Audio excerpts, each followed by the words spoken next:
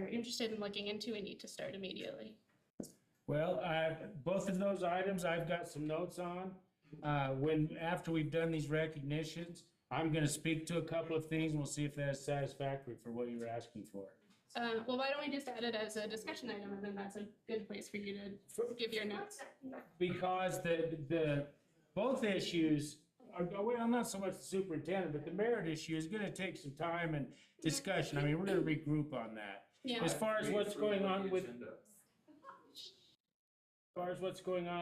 Mr. Witt, I was gonna speak to it. Do you have a motion? Yes, I made a motion to add two agenda items. So that the first one was our superintendent search process. And then the second one is to add a discussion item as item 9D on the possible sale of the facility located at 500 East Kelly's Road. Again, I think a discussion item is the proper place for us to discuss that, so that we can do it while following our procedures. Do you have a second? Mr. President, I have a question in regard to that. What does the discussion, you had something in mind then, what are your thoughts to have discussion about for those things? You had said you were going to have discussion about it, but what are your thoughts? Well, I had planned to, I mean, we had moved another, as an administrative reports up, because I wanted to speak to Mr. Witt's resignation and what's going on with merit. Okay. But I don't think an administrative report is the proper place for that. It needs to be a full board discussion. Is there a second to that Needs to be motion? a work session. Well, that's it. I would like to have, Right, so we can discuss adding a work session during a discussion section, but we have to add a discussion section. It's gonna be a for the very agenda. short discussion, That's pretty fine. much. So let's add it. well, I would like to have discussion about it. If how are you planning to? I just was curious what your thoughts were about it. Well, that was what I was intending to do, but there's a motion on the floor to add it to the agenda. That is the current motion. That's a discussion. It'd be a very short discussion, so I'm okay with that. Well, I'm okay with, yes, I would like to, I'll second it. Yes, I would like to discuss it. Okay. I just don't want that to take over the meeting, and it's important issues, don't misunderstand me. But we will cover. Yeah. this. Okay. So at 9C and 9D, it's after all of the other discussion items. Wait, what was 90? 9C would After be. you pass BOCES. Okay. Right, so after the UPass BOCES, would be discussing superintendent search process, and then after that, the facility at 500 East Kelly's Road. Okay. Pardon? Yeah. Okay, we've got a motion and a sec. Go ahead, I'm sorry. And a second on the floor. Roll call. Barkley? Aye. Hold on, let me back up. We've got a motion to include Ken Witt and Merritt as part of the agenda. Roll call. Superintendent search. Superintendent search. Oh, I'm sorry. Are we just voting Do you on? want me to maybe do you want I'll- me to reread my motion? Well, go ahead and read it. Okay, so I'm motioning to amend the agenda to add two discussion items. The first is to add a discussion item to the agenda around the superintendent search process as item 9C.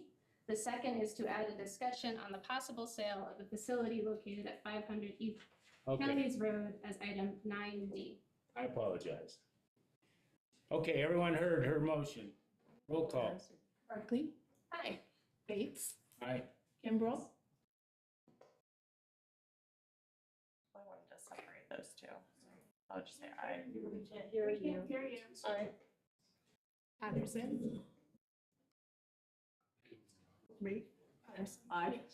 Mr. Holtz? Aye. Okay, motion carries.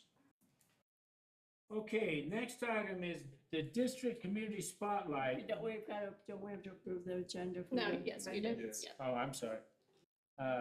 Motion to approve the agenda as amended. So moved. Second. Okay, roll call. Barkley? Aye. Bates?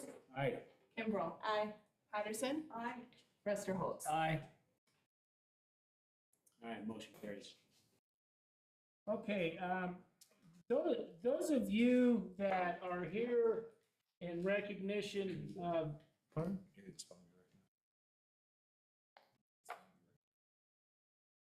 Yeah, I am. But I'm gonna find out where. Speak up. Can you speak up, please? Could, everyone that is here for the recognition of the students, tonight, where are you? Okay, all right. Well, go ahead and have a seat. I just want to make sure, everyone is here. Okay, the Board of Education would like to congratulate the following students for winning their school spelling bee and advancing to the next round in the 2025 Colorado State Spelling Bee, which was an online spelling bee that each of the students participated in on February 20th. As I call your name, could you just stand up and remain standing till we get through the names? All right, first one, Ember Reynolds. Okay. She, pardon? She's sick. Oh, I didn't know that. Anna, hope I don't butcher this, Cladek? Oh, yeah.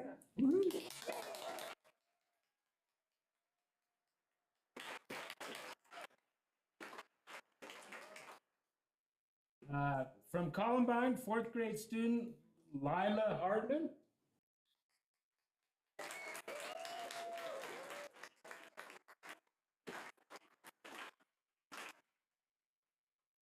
Fourth grade student Finley Kentner.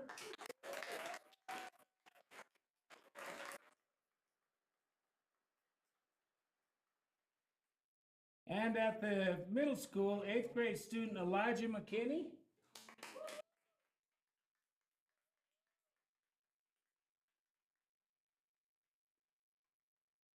And Rylan Gray.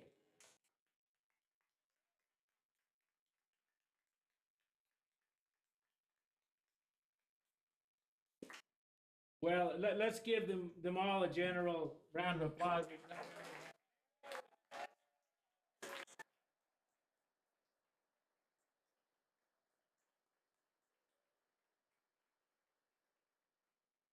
Good job, kids. Thank you.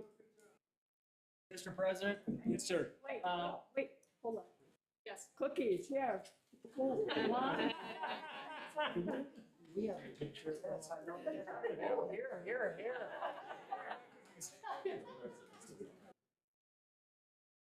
Be faster than.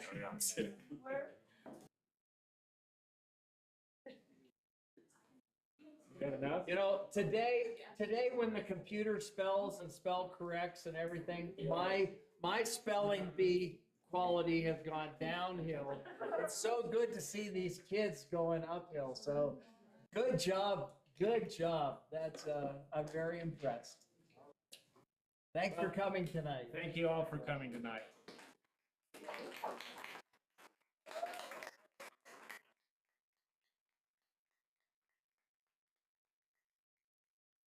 Thank you.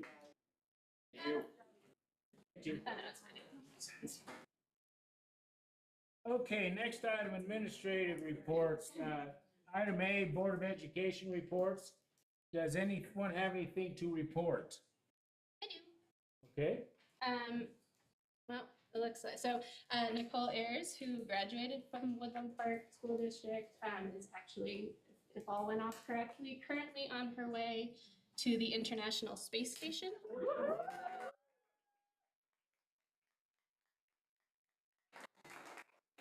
The mission time was set to launch at 5:45 our time. Yeah, so that went off. I didn't get a chance to check on that, but. so it's supposed to be in the air now. Yep, yeah, on its way to the International Space Station. So I just wanted to wish her and the rest of the crew a safe flight and mission, and then and just express our pride that Woodland Park Zone is in space. That's cool. Very good. There was a couple nice pieces on Yeah. television about that. Thank you. Others? Well, I was gonna have that, but I'm so glad you did. I have another one, so thank you, Keegan. Going forward, all of our board packets will be posted on the district website 24 hours prior to each meeting. These will be located under the meetings tab, and you can find them today, so. Thank you. Others? No other reports? Okay. Item B, Superintendent Report. Let me begin this. Most of you know Aaron Salt. He was our Chief Operating Officer. In the event that there was a change of superintendent, he is the interim superintendent, so his position has changed. We look forward to working with Aaron. We've worked with him in the past, and it'll be a good relationship. So welcome aboard, Aaron. Thank you.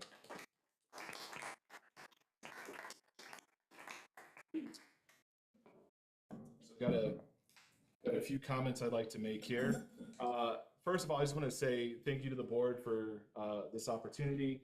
I want to take a moment to express how excited I am and honored I am to serve as the interim superintendent. Over the last 2 years, I have grown to love this community and our schools and our staff. We have an incredible leadership team across the district, and I'm proud to continue to work with them and lead this team. I know there have been several rapid changes in the last few weeks. However, I want to assure you that we are committed to focusing on our students and their academic achievement at this time, maintaining as much stability as we can for the remainder of the year. We're also committed to being good stewards of the tax dollars. We're committed to transparency. Excuse me a moment, sir. We won't have any of that tonight, folks. We just got to be cordial here and polite. If we continue to have these, we'll clear the room out. So please be polite. Thank you. Go ahead. I'm sorry. It's all good. In addition to that, and these aren't in my notes, I had a conversation with Miss Barkley before this and just wanted to talk to her and let her know just as much as I want to let everyone here know that I understand there's been a lot of broken trust over the last few years, and I am committed to working to help restore that. I know that I will not be a long-term solution here, that I'm an interim place, but while I'm here, I'm going to work to do everything that I can to restore the reputation of this district and the community.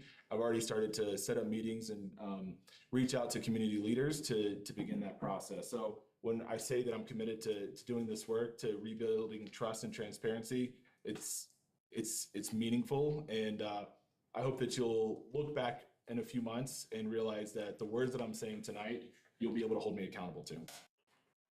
With that, is Lindsay still here or did she step out? She stepped out. I was gonna say we had the results from our Name the Campus survey. I was gonna let her do it because she's been so jazzed about it, but she's not here, so I get to state it instead. So we ended up with almost 240 responses to our survey. Of those responses, 40% were from parents, 40% were from students, and then about 20% from staff. And with 60%, Woodland Park Junior Senior High School is the winning name for the campus, so we're excited about that moving forward. That's all that I have for tonight. Thank you. Thank you. Okay, we're up to public comment now. Please be aware that any personnel or individual student matters are considered confidential under Colorado law, and it is out of respect of the law that our employees and students that we require those discussions take place privately in executive session. Individual comments are limited to 3 minutes or a total of 15 minutes total for a particular topic. The intent of public comment is to give the Board of Education the opportunity to hear your comments. However, the board will make no decisions or take no action on public comment during this meeting. And let me just remind everyone, I would please ask everyone to be cordial and let's have adults in the room and begin this. How many we got? Total of 24. Oh my goodness. And I do apologize. I missed printing the page 8 through 20. So, but I did go through and renumber it.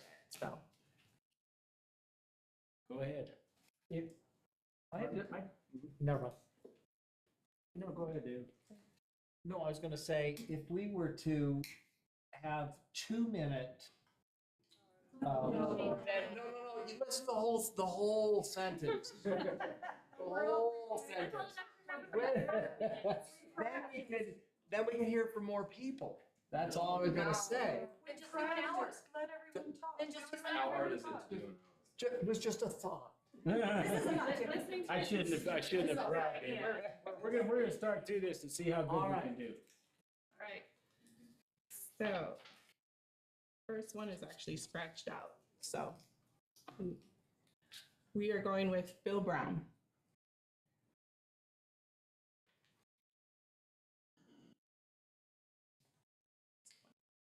The last time I was here, and the last time I spoke to this Board of Education, it was actually at the meeting where Mr. Witt was hired as our district superintendent. And, I mean, to be very clear, at that meeting, I offered my opinion, and that's what it was, that he was not the right person for the job, and I made a request. And it's the same request that I would like to make here tonight. Please take the time to go through a proper superintendent search.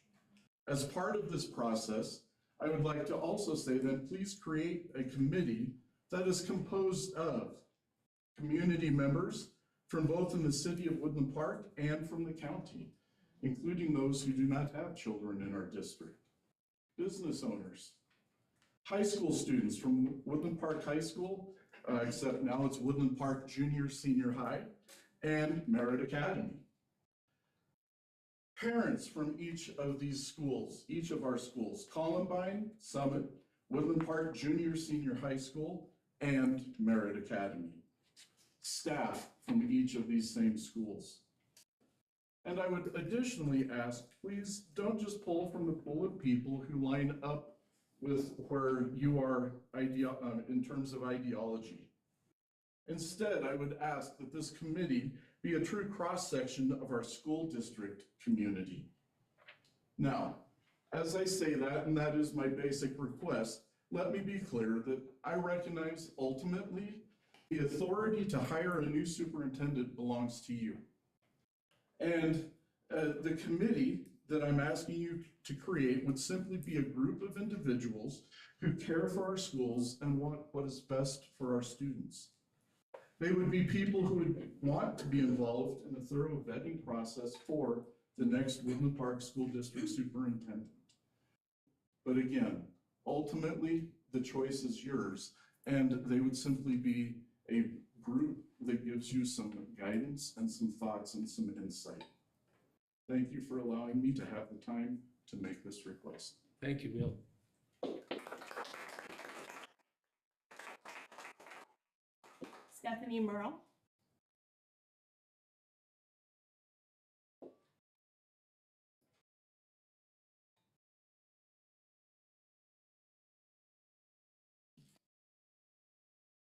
I've been here in a while, kind of, but if I hear you at all.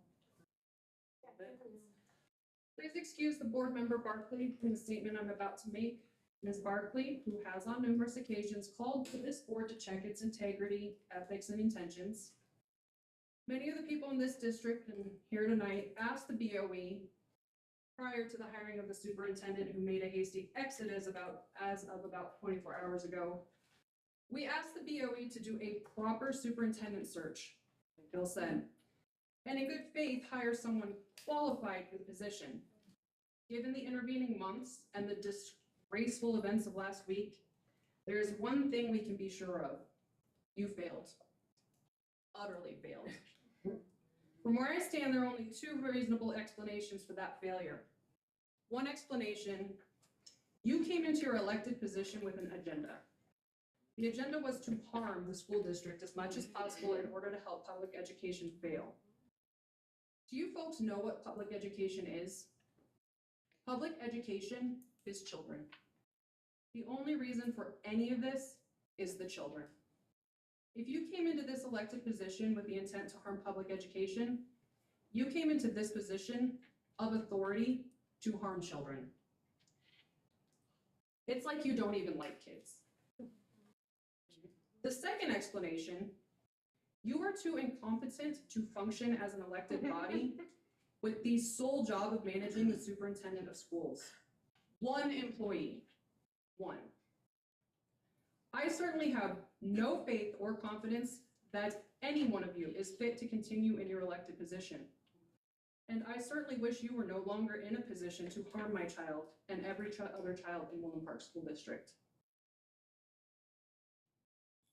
If there is a shred of integrity among you, you should consider the same hasty exit I mentioned. If you cannot own your own mistakes, assuming they were mistakes, at the very least, do a proper superintendent search in the days ahead. Look for someone who is qualified. Find a person who actually believes in traditional public education. That is what the parents of these schools you ostensibly represent chose, after all. Find someone with fresh eyes, a fresh outlook. Someone who isn't more of the same. Maybe even someone who cares about kids.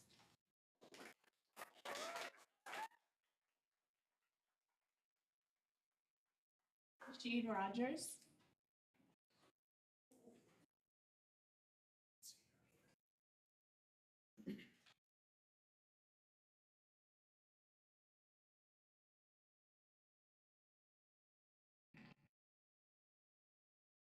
Tonight I wanted to speak about the letter that was sent to district families yesterday afternoon. For those who may not have received it, it announced Ken Witt's departure date was moved up to yesterday from April. I took this as an acknowledgement that Ken was not serving our school district well. The letter also said, and I want to quote, "As we navigate the loss of sales tax funding from the city, we want to take a moment to recognize the incredible dedication of our staff and the support of our families. We cannot adequately express how thankful we are for such an amazing staff and a community that values and supports our schools." That was really beautifully written, and I thank you for it. To that end, I would like to suggest some very concrete ways you could really demonstrate this recognition and back it up with action. First, you could immediately undo the changes that were made in the staff handbook that actually undermined staff's dedication under Ken's leadership. This could include reinstating curriculum study committees such that the teacher's valuable input is recognized. This could include reinstating up to 8 days of bereavement leave, which was reduced to 3, so that teachers feel valued as whole people.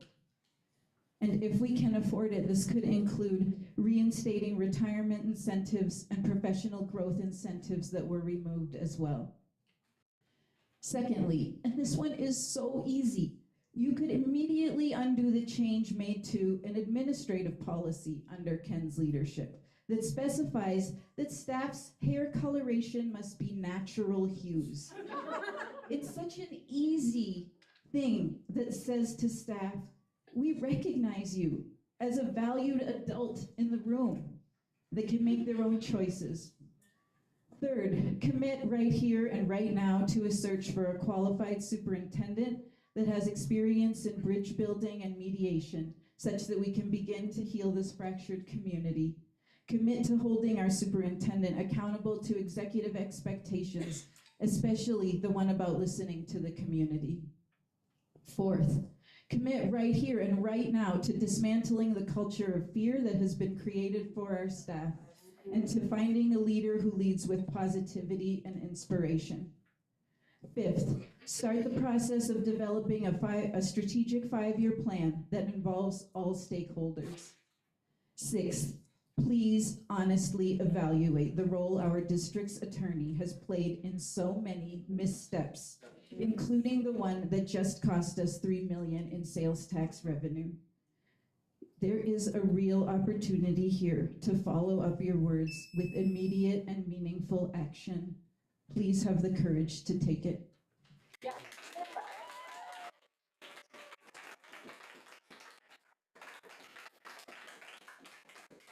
I believe this name is Jim Clayton. Oh, he did? So he might have just signed up. He might have been one of the ones that signed in, thinking it was like a attendance roster. Patty Shed. Well, she's coming up. Let me ask everyone to hold off on the applause. We're going to try to get as many of these people in here as we can. Thank you, but please keep that to yourself and we'll move along. We'll do well. Thank you. Go ahead. you for giving me the opportunity to speak at tonight's meeting. I'm a 26-year resident of Woodland Park, and for 15 years of that time, I had kids in the school district. I always thought we had great schools. We had some minor problems here or there, but I always felt listened to, and that parents had a voice. I believe that teachers always had my kids' best interests at heart, never felt they pushed an agenda or particular political view. My kids developed a love of learning and the skill of learning how to learn, I think critically. When the new board took over in 2021, promising a no politics school and to give parents control over their child's education, I could see almost immediately that their actions did not match their words. Merit was immediately brought in, as was the American Birthright, retaining 6th graders at the elementary schools, closing Gateway, moving 7th and 8th graders, so on and so on. Most decisions were sent out on a Friday afternoon email or 24 hours before a school board meeting as an agenda item with little or no input from teachers, parents, or the community. Seeing that the board, and this is except Keegan, had an agenda and that it was not going to be influenced by anyone, they hired Kinwit, who carried out their agenda with the aid of Brad Miller and Aaron Salt. I was frustrated by these outsiders coming to our community, driving our beloved teachers, many students and families away with their actions. Even friends of mine, retirees who have been here years, moved away, citing how the community felt different and divisive. Wanting to find a way to bring back the schools I loved and seeing how opaque the district financial documents were, I recently started submitting core requests to the district for one small part of the budget, attorney fees. And what I have found in the 3 months I've only looked at November, December, January, the district has spent over $55,765 in attorney fees, $33,890 just in January alone.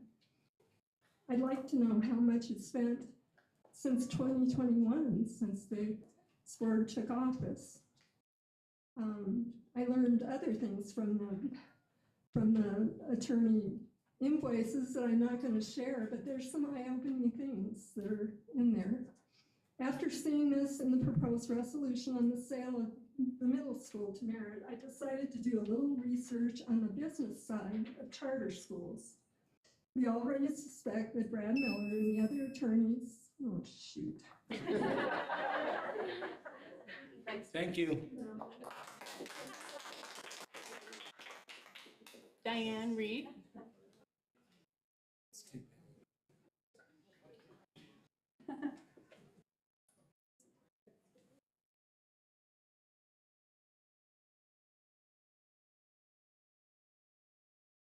My name is Dr. Diane Reed. I've lived in Woodland Park for over a decade and sent my children to Woodland Park schools, where I was once a PTO leader. As you know, a very big secret was leaked to the public recently, but it's not the one you think. Last month, Woodland Park was ranked number 3 on a long national list of the worst towns in America by an extremely popular non-political website that reached over 80 million unique viewers with that article. Their overall readership is in the billions. Our number 3 worst ranking was only eclipsed by the violent KKK stronghold and cult bastions of Moscow, Idaho, and Harrison, Arkansas. The website advised readers to not only refrain from ever moving to Woodland Park, but to not even think about visiting or spending tourist dollars here. Why? It all comes down to the outrageous town corruption backed by big money, such as our school board, that this article states have been impacted by those who are greedy and evil. Their words, not mine. So, congratulations on helping to destroy our national reputation with your shady backroom deals, deceptive accounting, reckless building closures, resource misuse, and disgusting disdain for the children and teachers in our public schools that you've shown all along. No wonder you're constantly losing student enrollment. This article also pointed directly to Karis's influence on our town. Their words, not mine. And for those who love to whine that the school board is not backed by Karis, try explaining the large financial campaign contribution they gladly accepted from a donor that was revealed to be masking a Womack-based organization. Yes, there are receipts. With the exception of Keegan Barkley, who's shown stellar integrity and courage during her service to the school board, it is high time for the rest of you and all your associates to take a huge cue from the former superintendent and step down forever from any further involvement in our school district.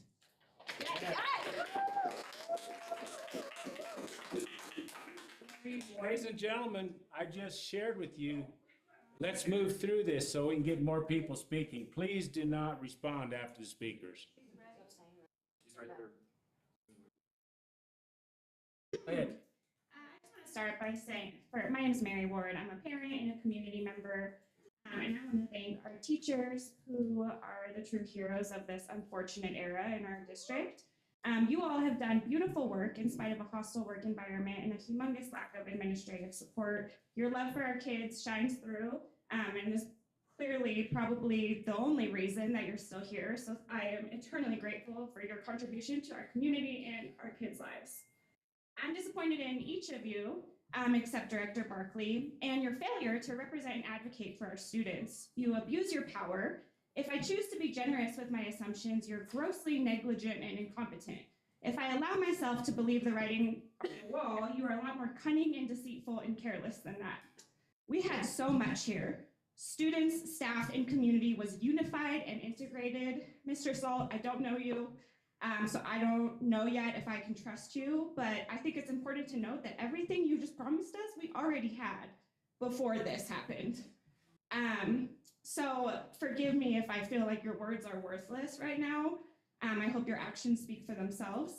The way this board has managed funds is atrocious. The way you've driven out teachers, safe adults that our students trusted, is probably a lot worse. As a constituent and a taxpayer, I don't trust you, period, to make decisions for me, my family, my child, or the people who spend their careers and their lives up here making sure that my kid is educated and feels safe at school.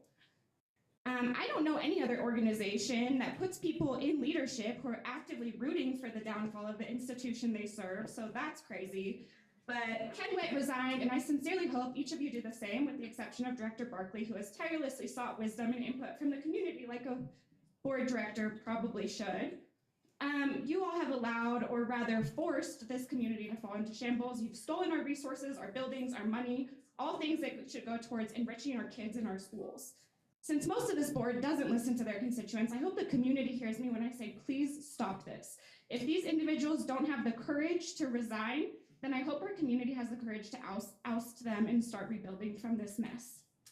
And another thing, I would love to leave religion out of this, as I believe that is an incredibly personal journey for every individual, and I respect everyone's right to practice their religion. But since y'all keep bringing it into everything, I would just love to point out that you're hypocrites when you claim to be following Jesus. You steal from the poor and give to the rich. You use your power to abuse the marginalized. It's yucky, and you should probably stop because everyone can see through you. And then I just want to give, if anyone wants to make any noise, because I'm done talking now.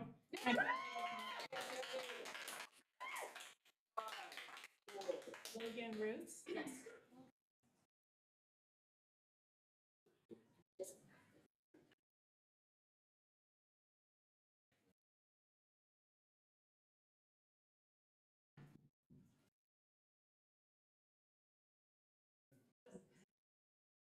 Oh, about a talking points have already been made.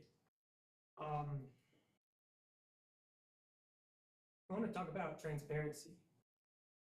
And I want to say you guys have been incredibly transparent. But unfortunately, it's just not in the way that we need. Your character, your actions, what you're trying to do, completely transparent. We all see right through all of your lies, all of your grifts.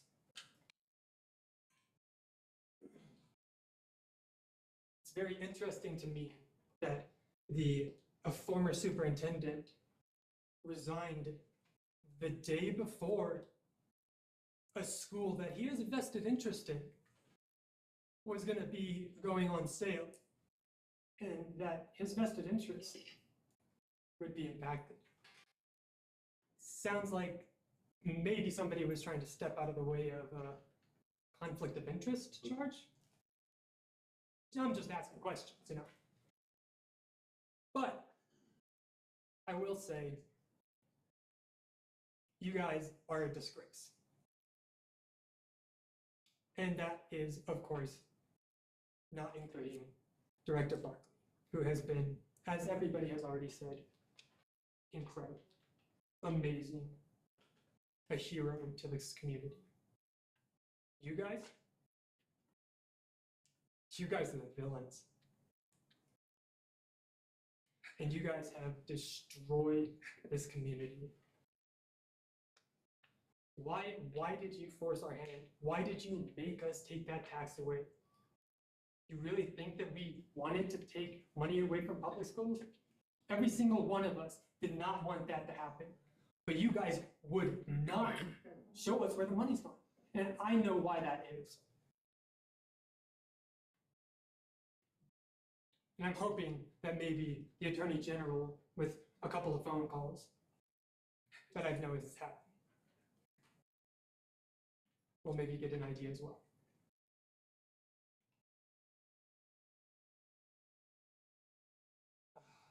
Just more disappointing for me, guys. Bates, you should resign. You stood up there in City Council and said, I'm sorry, I accidentally put that on the action item, and it's going to be a discussion. But then, it actually wasn't even a discussion item, was it? Because you didn't want to hear any discussion about it, because you know what's going to happen, don't you? You know what the community is going to do to you. They're going to tear you to pieces, as they should.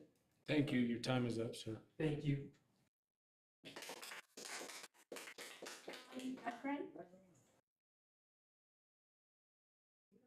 I'm sorry, we didn't hear you. Sean Pekron?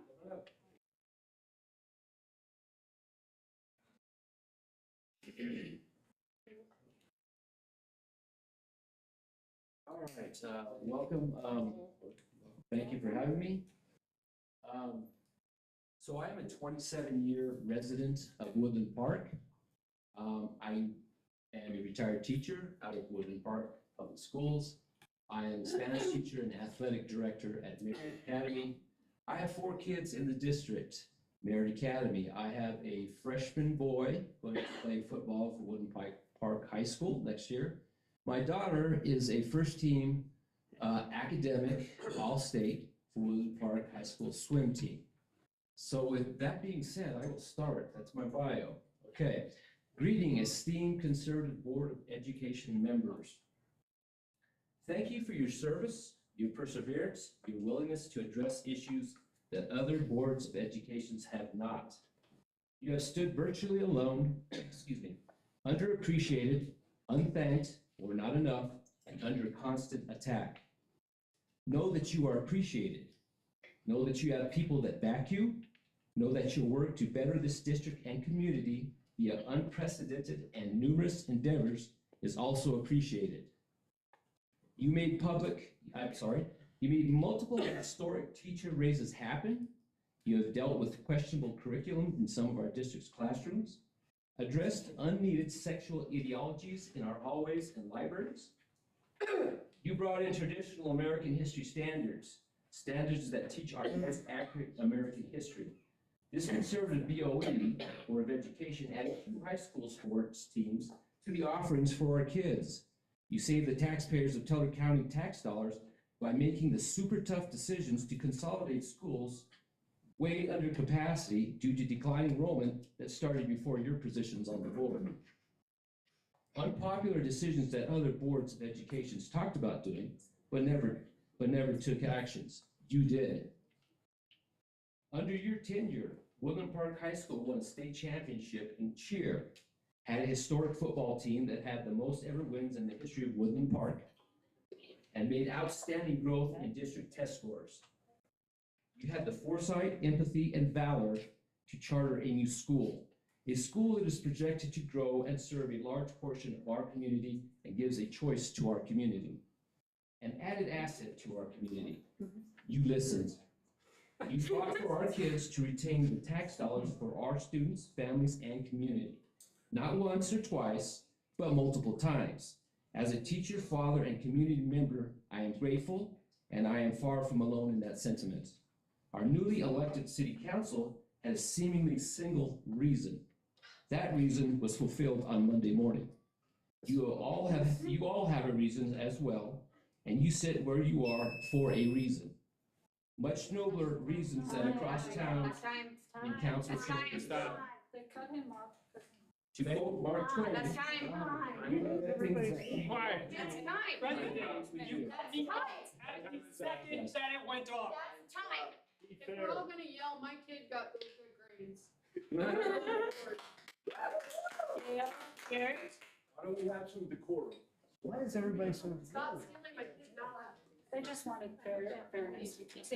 That's all. They cut off, David, it was because they cut him off, right? I let others finish their thought, their immediate thought. There's so many dynamics. Well, 1 down, 5 to go.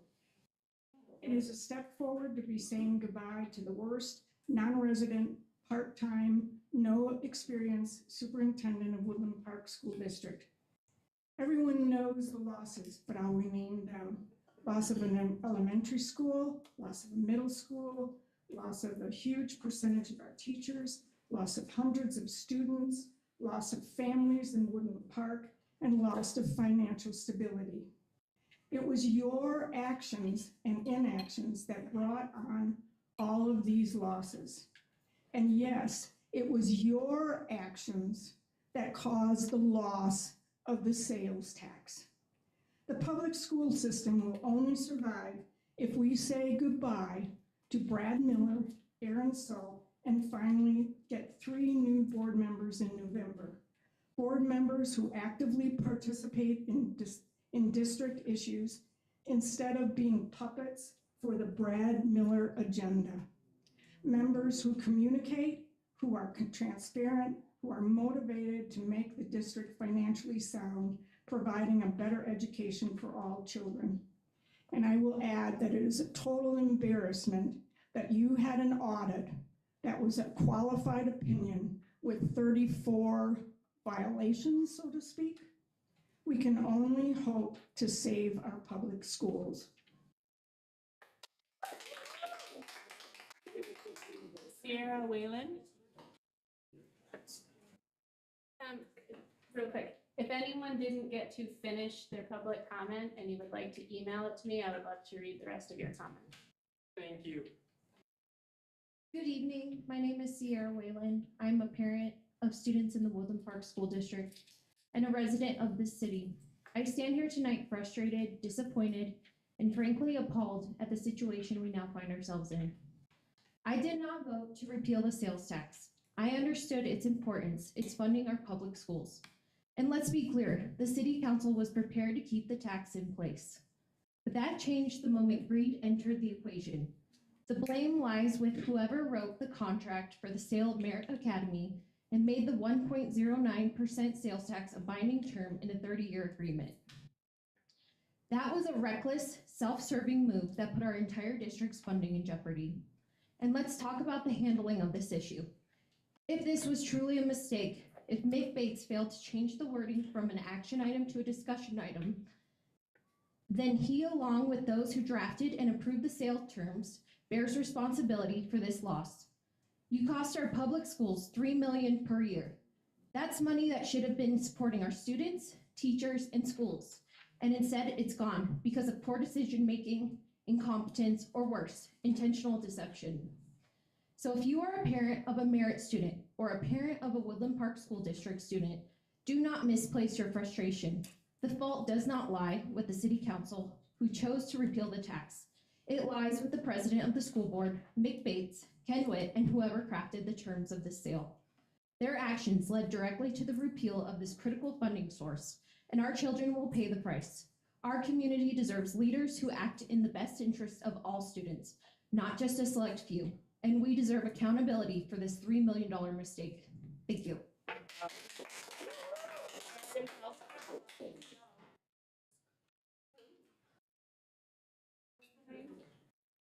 Aaron Hellstrom.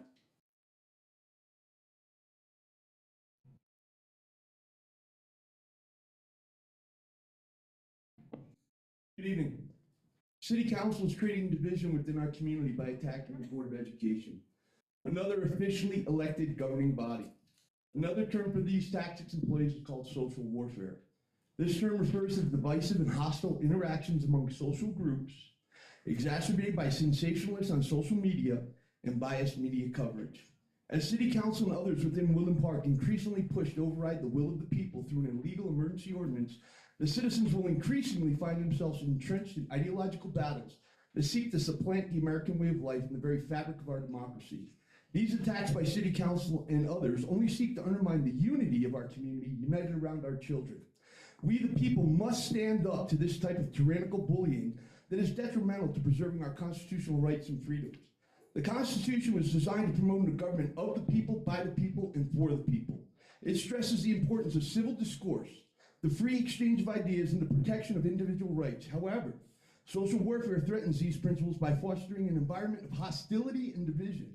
According to a report by the Cato Institute, political polarization has reached unprecedented levels, with many Americans unwilling to engage with those holding differing views. This unwillingness to engage undermines the First Amendment guarantee of free speech and the right to assemble peacefully. That is why I'm calling on all Woodland Park citizens to let your voices be heard by calling and emailing City Council to let them know that we will not stand for this type of poor statesmanship. When City Council pulls a sales tax voted on by the people in 2016, reaffirmed by a vote on 5 November, they directly challenge the constitutional protections that allow for robust public discourse. The American Civil Liberties Union has warned that such actions can set a dangerous precedent, eroding the very rights that protect us all. The Constitution thrives on debate and disagreement. When these are stifled, the essence of democracy is compromised. Sensationalist reporting by keyboard warriors and biased narratives can inflame tensions and deepen divisions. This environment not only distorts public perception, but also encourages culture outrage, where individuals are more likely to attack one another rather than engage in constructive dialogue. We, the people of Woodland Park and Teller County, must take the necessary steps to ensure our voices are heard and that our elected officials adhere to the Board of Education. Adhere to the laws that govern their duties. City Council has no quasi-judicial or legal rights over the Board of Education to do this, let alone their justification after a March 6, 7-0 council to kill Ordinance 1492. Yet here we are. City Council has now held an emergency meeting Monday and voted 7-0 to pull immediately the sales tax. Why now? Why is it an emergency when we have not sold the building to Merit? No action has been taken. Why now? In conclusion, City Council should be recalled because social warfare poses a significant threat to the Constitution and unity of our community and the American people. By fostering civil discourse, promoting media literacy, and holding platforms accountable, may have finished my last 3 sentences. Time's up. Time's up. It's 1 sentence. 1 sentence. Thank you. It is imperative that we remember the values that unite us and strive to engage in respectful dialogue, ensuring that the principles of democracy endure for generations to come. Thank you. Do I need to like go to the ACLU again for getting cut off? You got pretty cool. I left off the second half of my last name. That's a long one. Hello, my name is Allison Avery-Wollenhoff, and I'm a parent. I also have teaching experience, though I was never a teacher in this district. Thank you for getting rid of Mr. I'm short. There, is that better? That's good, thank you. Mr. Salt, you seem like a much kinder person, but I'm sorry, we shouldn't trust you either.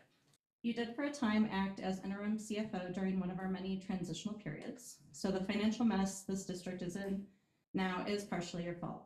You share ideological and financial ties with some of the bad actors who have already left. There is no place for greed here in Woodland Park. I mean, look at our teachers.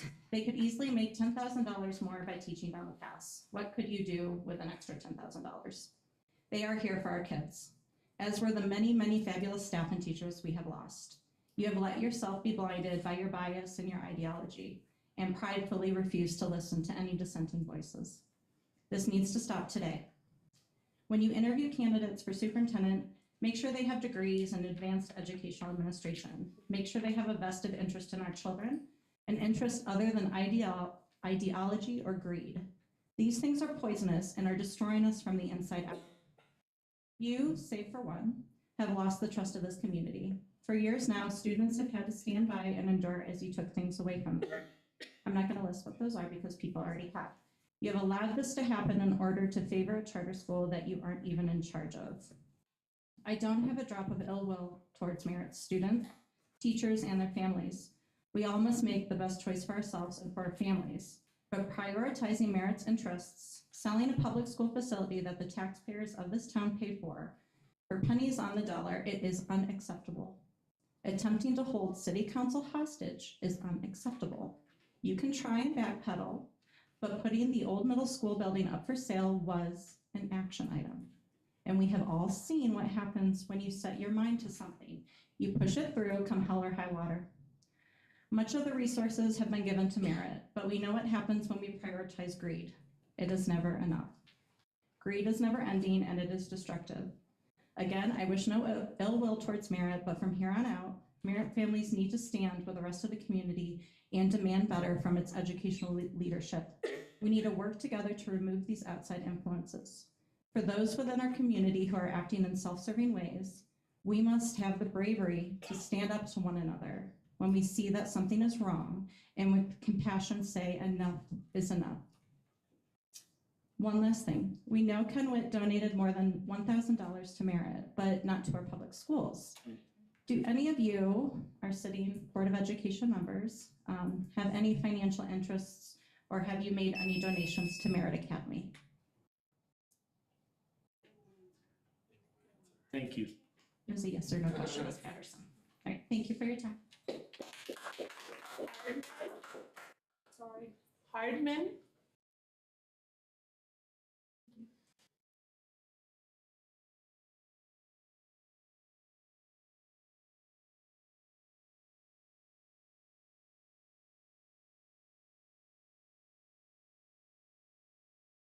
Kara Bodie?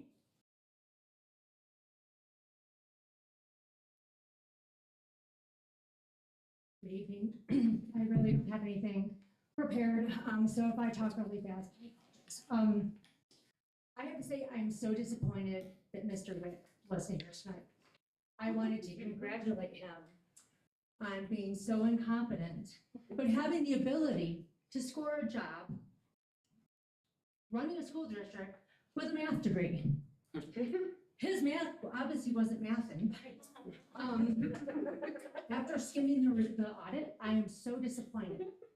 Because if you're a manager and in a restaurant and onions need to be chopped, you'd be chopping onions.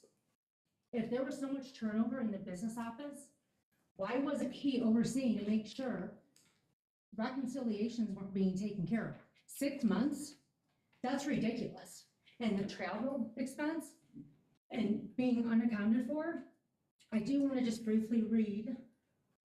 This is actually from one of your sites from when you were running, and I have it pulled up, screenshot. Having worked for, I'm not going to say that because it will point out exactly who it was, but you'll know. I realize how important transparency is. The community has a right to know just how much or how money is being allocated, but to have a say in the budget It is the responsibility of elected officials who serve on the school board to monitor these funds and be accountable to the taxpayers. Well, obviously you weren't overseeing it. So I can only think, I'm not saying all of you, either you're embarrassed because you got caught, or you're embarrassed because you're realizing how incompetent you are. Mr. Saul, I don't know you personally, but I do know you're on the school board for District 20. I also believe you are rerunning based on a website that has a copyright of 2025.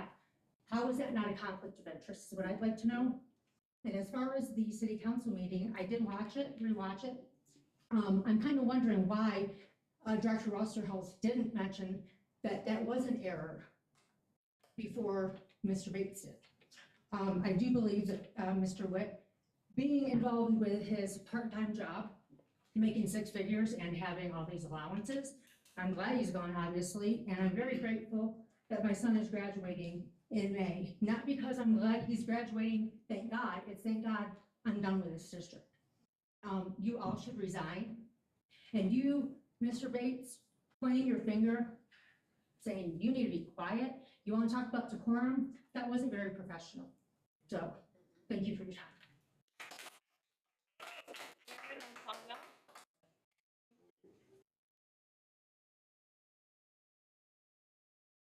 Not welcome back in this room.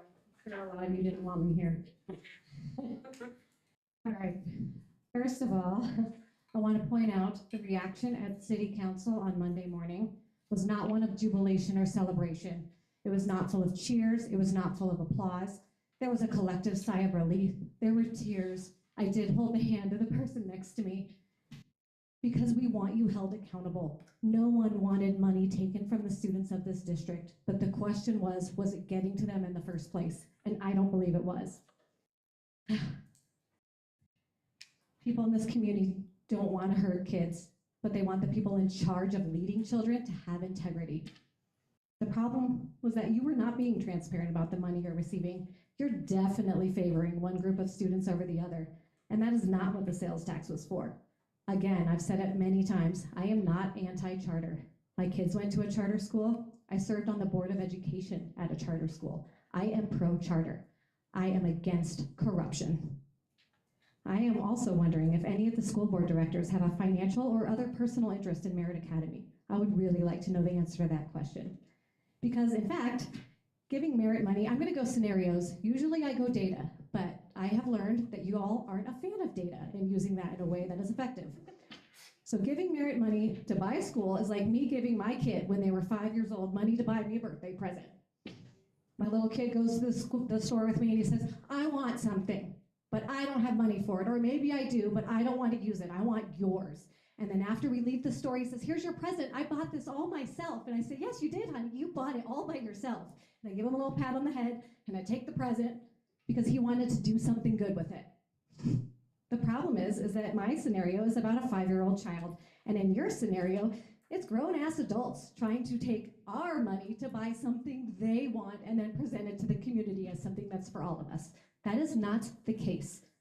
They are not 5-year-old children. They have their own money. They do not need to steal from the community to get additional resources, and you do not have to help them.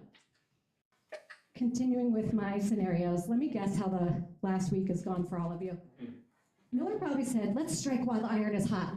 While they're not paying attention, let's get something that we want. Mick probably said, that's a great idea. Where do I sign? So we did, and then he got caught.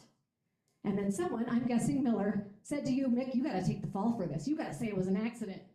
This is just, again, conjecture. But it didn't make sense because you already has a resolution and it had today's date on it.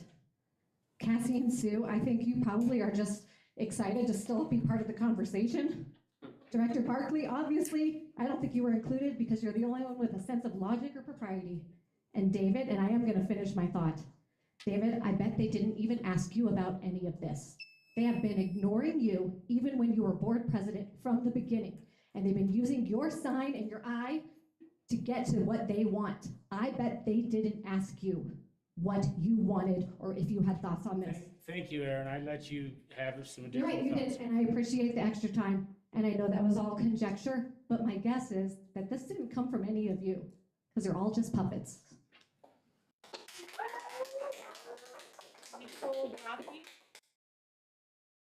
Let me jump in for a moment.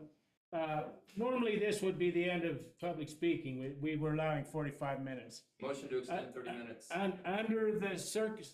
Under the circumstances, and we haven't had this many people wanting to speak for a long time, we'll take this for an hour, so we got about another 15 minutes. Thank you. We really appreciate that. Please let everyone speak. How many do we have left? Some of us were really good. 1, 2, 3, 6. You have 6. Well, we're real close. I mean, 15 minutes and allow 5. Let's proceed ahead. 6 times 3, that's 18.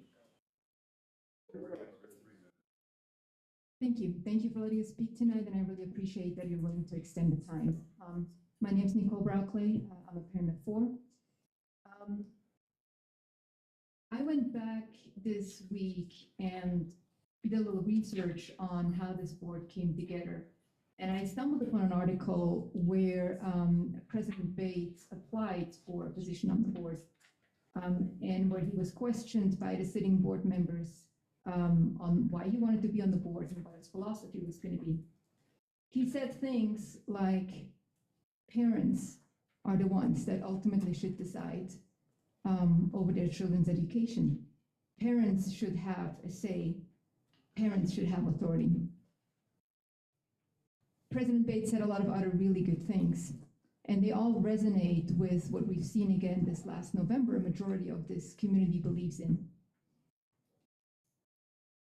And I want to say there are things that we've seen in the last few years,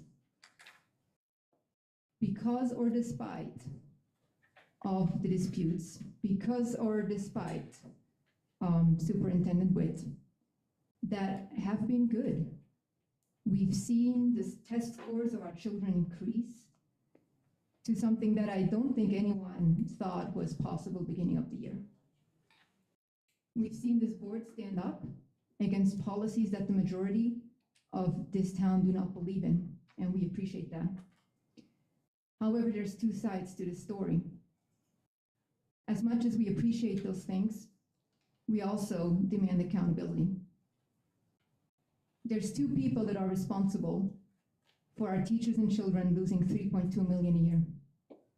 And that's the person who saw no other way than to prematurely leak a document. And that's the person who drafted this document and really felt that that number 5 on there was not going to cause a backlash. Now, we all have assumptions who those 2 people are. However, I would really like for once not to go off of assumptions and to receive information from this board. The whole community expects accountability. The whole community expects answers. I expect from this board to stand up, to include this community in working on these issues. The issues of the audit, the issues that were revealed last weekend. I expect the DAC to do the same. Their name is literally Accountability Committee, and I want to hear more from them in how they're working together with the district to make that happen. And I want us all to work together to rebuild that trust, because it has been broken. This community needs to heal, and we can all either be part of the solution or part of the problem. At the city council meeting, someone was talking about building bridges and about not making comments behind You need to people's wrap it back. up, please. I will. Tonight, we've seen that that same part of the community doesn't exactly hold up to that. I want us all to work towards that goal. Thank you. Thank you.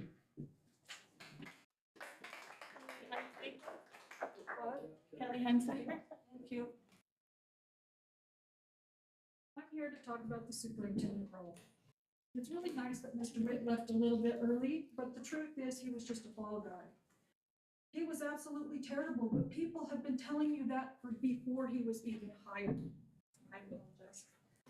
You allowed him to meet with teachers and staff in the building and to get so angry over valid questions that then he cut off any questions in future meetings with teachers. You allowed him to walk away from millions in grants.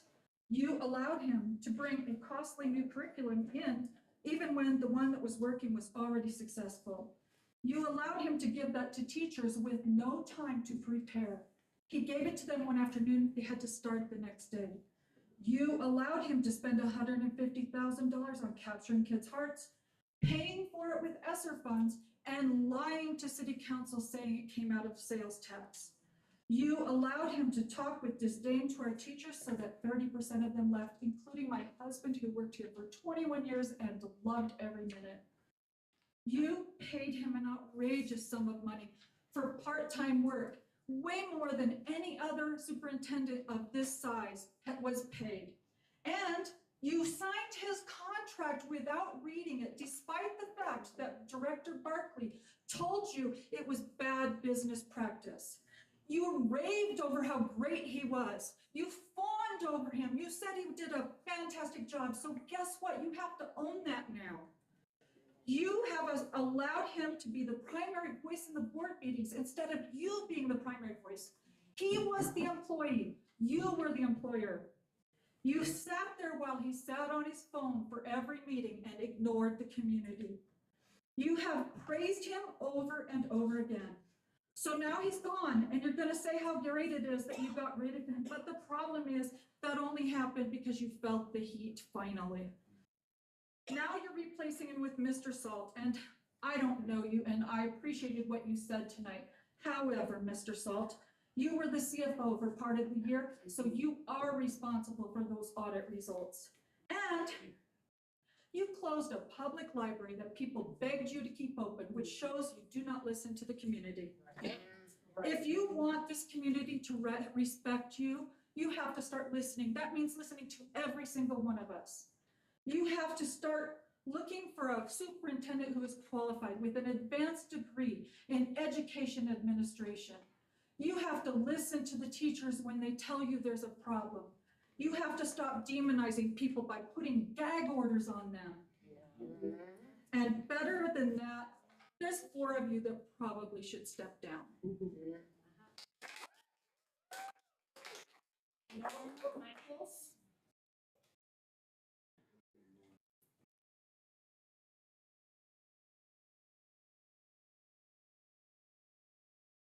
I am Norm Michaels. In my 25 years as a resident here, I have seen some good and some bad come from our school boards. This is obviously a rough time that we're going through right now. And I pray to our God that prayer, calm minds, calm words will prevail. I trust our God to lead us to a resolution. When I don't know what's happening, I tend to react, assuming the worst, as most of us react. I then feel foolish after learning that the worst is not what was going on after all. Please trust our God to smooth your way ahead.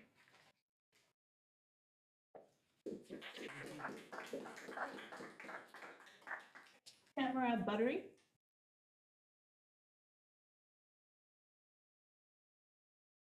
Good evening, I'm Tamara Buttery, and everyone's been saying how many years they've lived here, so I think I've lived here longer than all the people who said they've lived here. So I win. No, lived here for 28 years coming up. And first of all, I want to applaud, and at the end, I hope I have some time left over for the group to applaud all of the speakers who have come before me and been so brave and so far more eloquent than I am in stating the truth and stating their facts as things have unfolded. They are parents who have agonized over their students and their families and all the decisions on whether they should send their kids to school in Woodland Park or somewhere else. This is not something our families of our communities should agonize over. There should be choice. But for our families to agonize over whether they should send their kids, or it would be a good idea to send their kids to school in their own town, that's unconscionable. And you people, save Ms. Barkley, are the cause of it. You all and some community members are blaming our city council And as so many have more eloquently said before me, it is not our city council who created the situation we're in tonight. It's you all, the directors, save Barkley, because she has been the voice of logic and reason since you came on this board. So you all need to own up to it, and I would love to see a public statement from each and every one of you that owns up to the accountability of what you did in losing that tax revenue. That might go a ways toward healing our community, a little ways, maybe. I'm seconding Mr. Brown, Ms. Merle, and their pleas for a proper superintendent search. You're a qualified candidate. I'm seconding Ms. O'Connell. I'm seconding Kashid on her proposed action items, for I believe it would be great for you, Mr. Salt, to review those, because you stated at the very beginning that you want work to rebuild the trust while you are here as the interim. The action items that Kashid had are excellent choices for you to get to work on, perhaps tomorrow morning. Then we've only heard 2 people speak who thought you guys are doing a great job. One of them happens to be Mr. Peckron, who is the husband of Ms. Peckron, who's the headmistress of Merit. That might be something you would want to think about. Then Aaron talked about polarization caused by city council. Polarization was caused by you people, not city council. I'm Please sorry, wrap it I've got one more. Yes, sir, Mr. Bates. The best thing, as most people have said, would be if you 4 just left. You might leave with a shred of your own dignity or not. But if you just left and left this school district up to the people who actually care about our community and our children and our families. Thank you. Ryan Valero.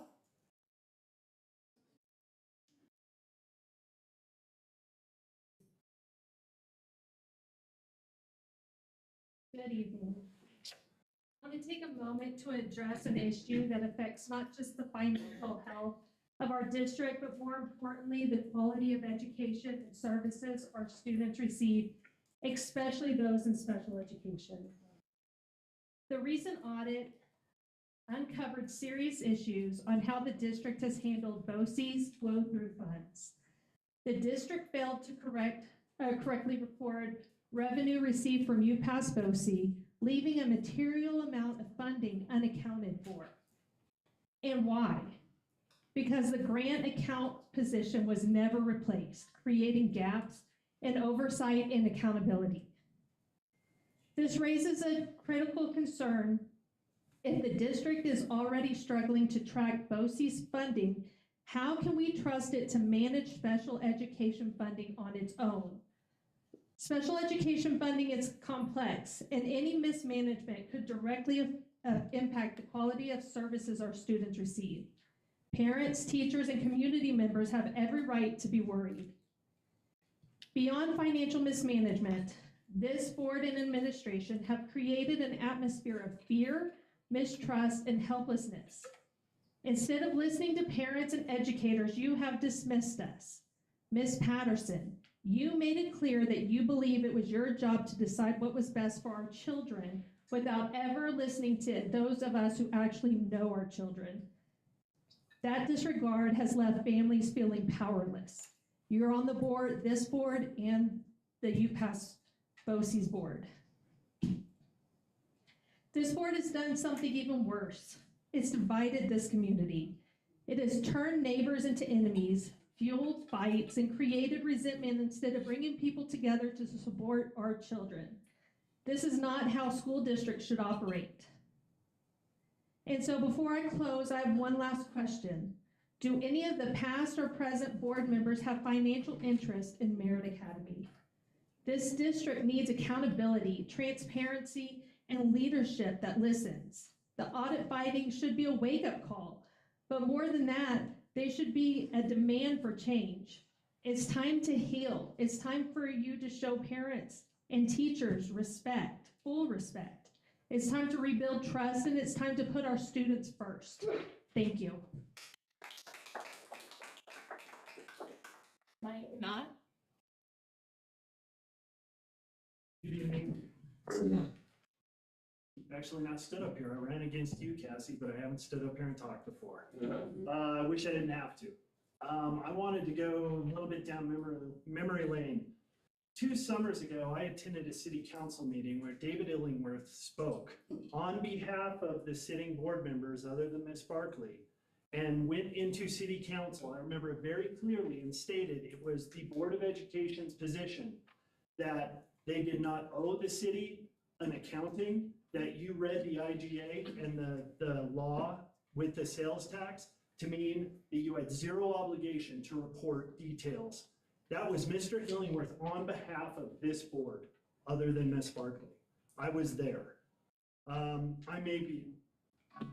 I don't remember the quotes, but that is very clearly what the intent of his statement was. This board renewed Mr. Witt's contract with no review. If I remember correctly, Ms. Barkley hadn't even seen the final version of the contract. I remember Ms. Kimbrell say, he's doing such a great job, we don't need to review it, or something to that effect. That happened. The annual audit comes out, and the level of incompetence and negligence in that audit is mind-blowing. It is absolutely astounding how that could occur, and it occurred under your watch. You had 1 employee to supervise and manage, and you failed so completely that that's the state of the financials that came out with the state audit. That is unforgivable negligence or incompetence, and I don't know which one it is. I can't speak to your motivations, but wow. Then during the city council shenanigans of the last week, let's remember, Thursday night, less than a week ago, city council voted to continue that sales tax. It was less than 24 hours later that that whistleblower, and thank you whoever you are, released that document. And I'm sorry, to blame it on a clerical error, Mick, is absolutely unacceptable, and I believe untrue. That was not an item written up for discussion. You had full financial terms, you had dates. Those are the things that happen after discussion. Everybody in this community, I think, sees that.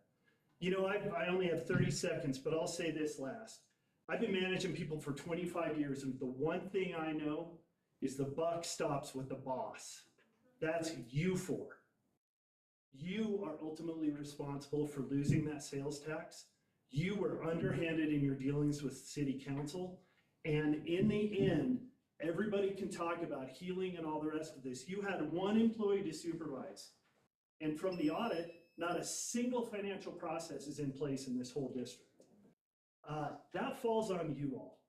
And I would ask you all to very seriously consider resigning if your motivation is truly to heal this community. That's the only thing that will do it. Thank you. Thank you. Reverend Nathan Williams.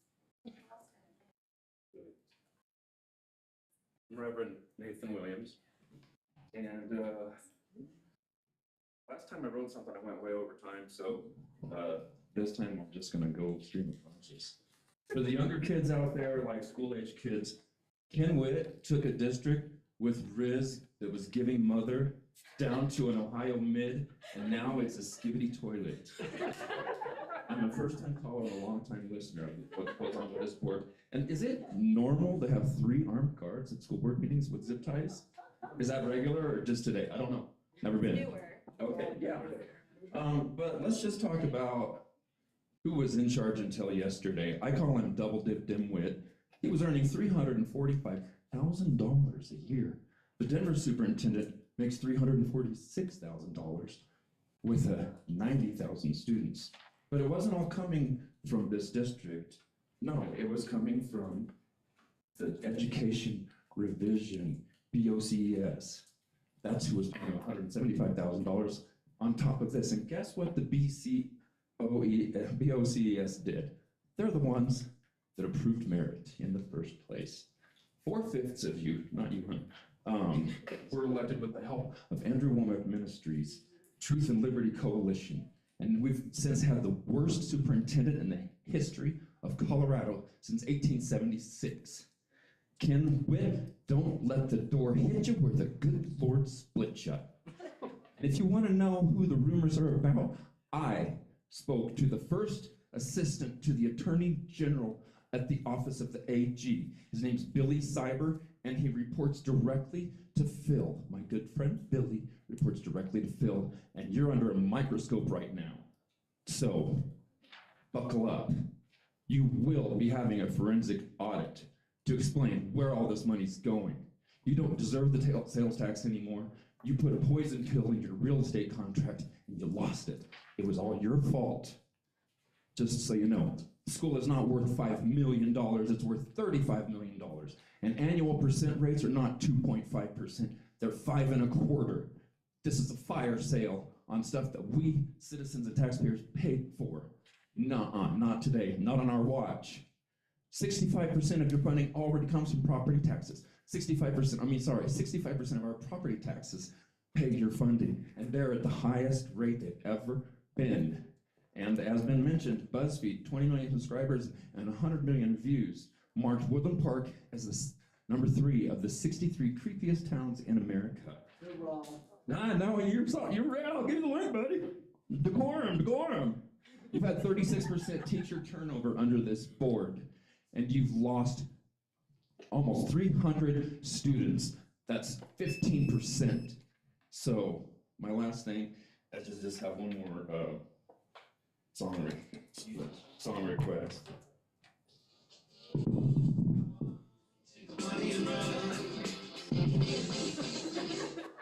Resign. Thank you for your time.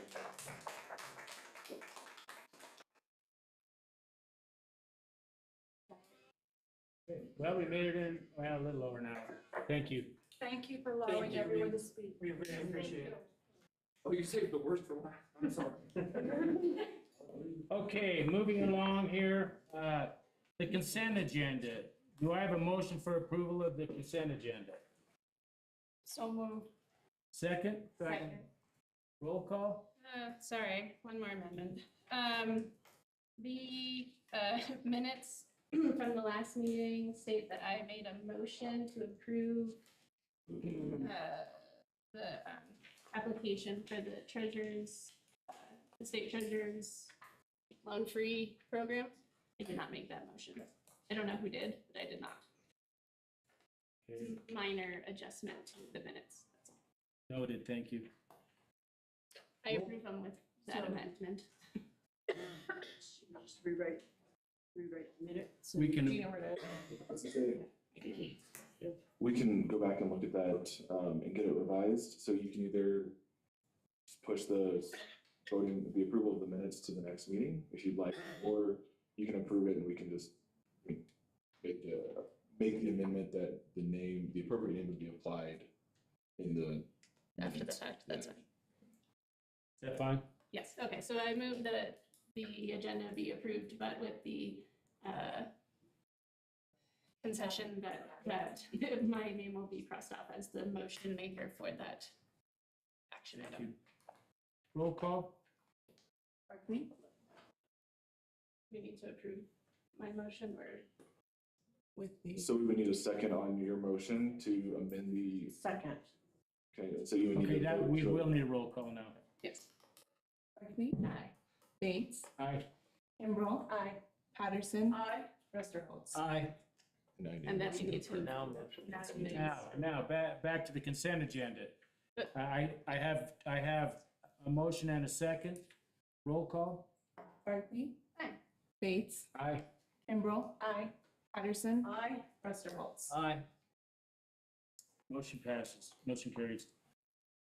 Okay, on moving down, discussion and information.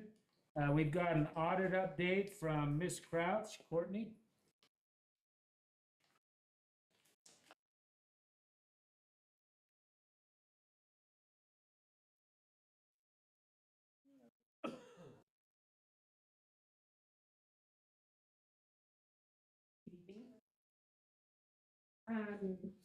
This is going to be very brief. You know what? We just had a gentleman go to the restroom.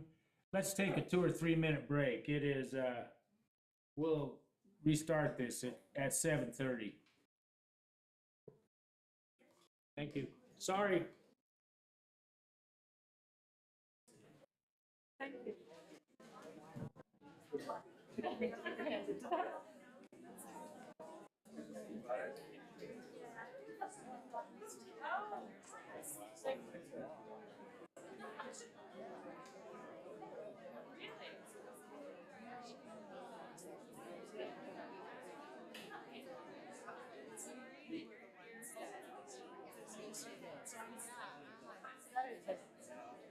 So if we can make it Mr. Salt to get on his to get on he mentioned the meeting was, so you and her said, oh, we already motioned it. And so that's why it was, I think it's I don't know, in the past when I've emailed, I don't respond. I'm tired of these responses. That was the only thing I had, I think you said yes. Yes. And they kind of, yeah, we did motion it already, so then I was like, I take this in a second, so I apologize, I should have brought that up to you so that it wasn't, so I guess what I wanted to say is I felt like you were getting more attention tonight than usual.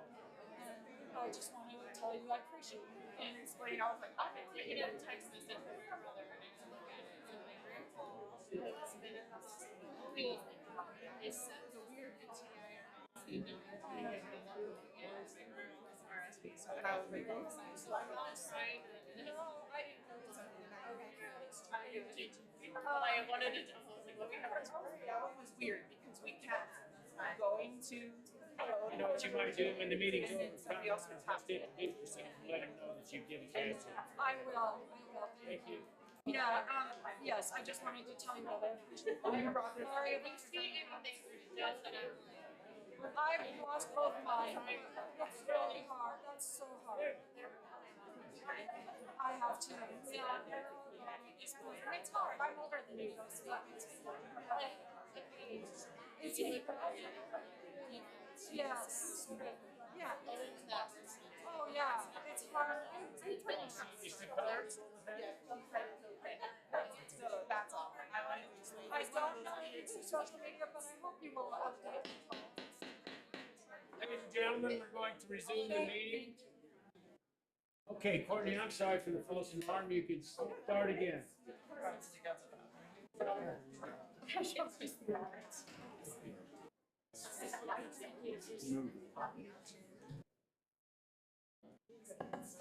right, good evening. To the board members that I haven't yet had a chance to meet, my name is Courtney Crouch. I hail from Golden, Colorado, but not originally. I'm originally from Houston, Texas. Don't hold that against me. But married a native Coloradan, so that's what brought me here. I have been invited into the Woodland Park School District as a contract CFO, and will work with the school board and with the administration in the finance department. I am going to give a brief audit update. I am not the independent auditor who conducted the audit, so an actual audit brief is most appropriately presented by the independent auditor themselves. So what I am here to do is to let you know that the audit has been submitted. It was submitted on March 3rd. After an intensive data pipeline submission through the Colorado Department of Education was completed prior to that March 3rd submission.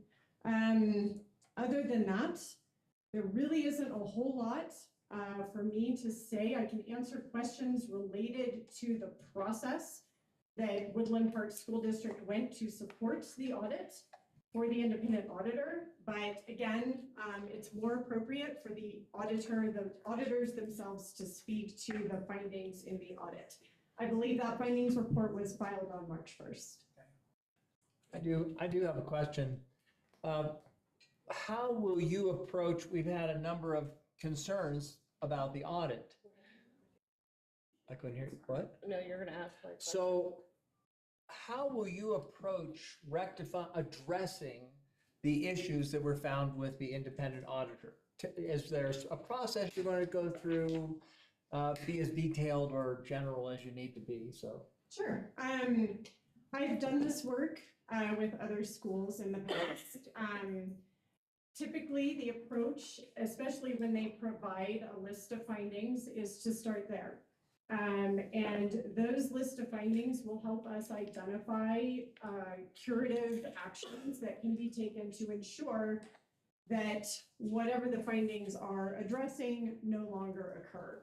And that can be from needing to identify someone who needs to come in and fill a position in order to make sure that the accounting is being done correctly, to monthly updates to the board that begin to focus on financial transparency that may have been identified in the audit.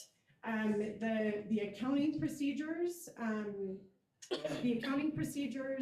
outlining internal controls that allow for roles to be separated or functions to be separated between different roles is a huge piece of that. So making sure that the individual who's doing the bookkeeping and the ARAP is not the individual who's doing the reconciling, is not the individual who's generating the budget.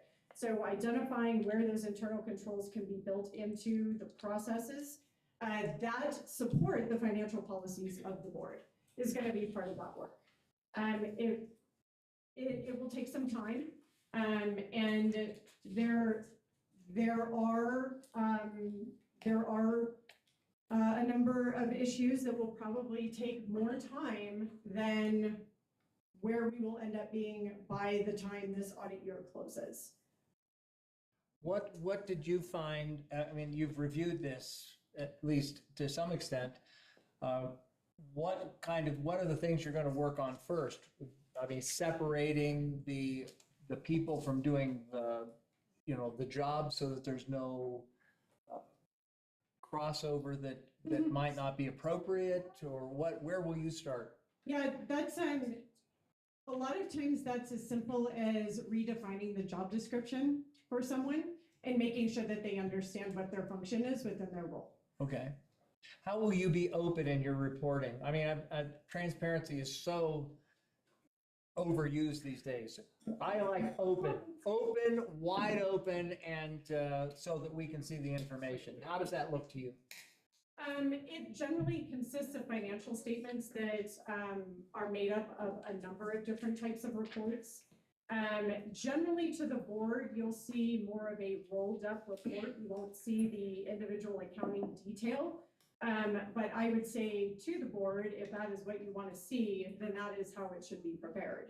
But profit and loss statements, which take the actual numbers year to date compared to the budgeted numbers, balance sheet when compared to previous year, cash flow statements, variance reports, any types of key metrics that you're wanting to focus on, a key metrics or KPI type of report that's generated from the information in the P&L and balance sheet.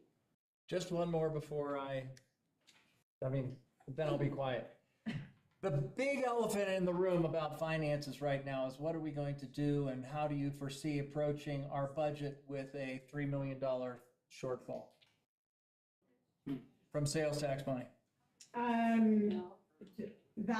Open and honest, transparent. We got lots of people in the room want to know.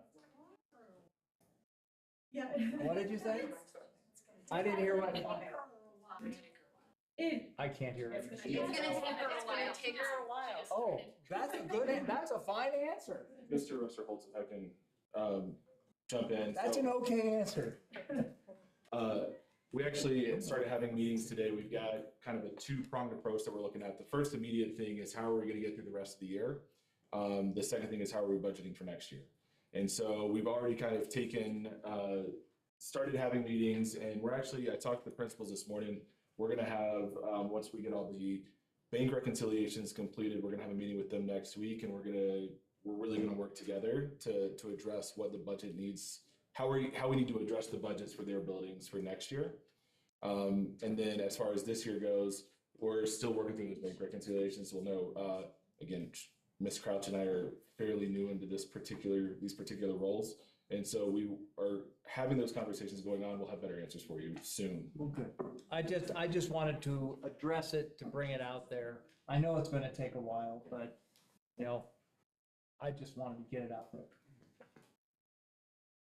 So I don't necessarily have questions for you, although I do really appreciate the answers that you've already provided. It shows a commitment to working through this very difficult situation and again, being transparent and following proper procedures. So I appreciate that.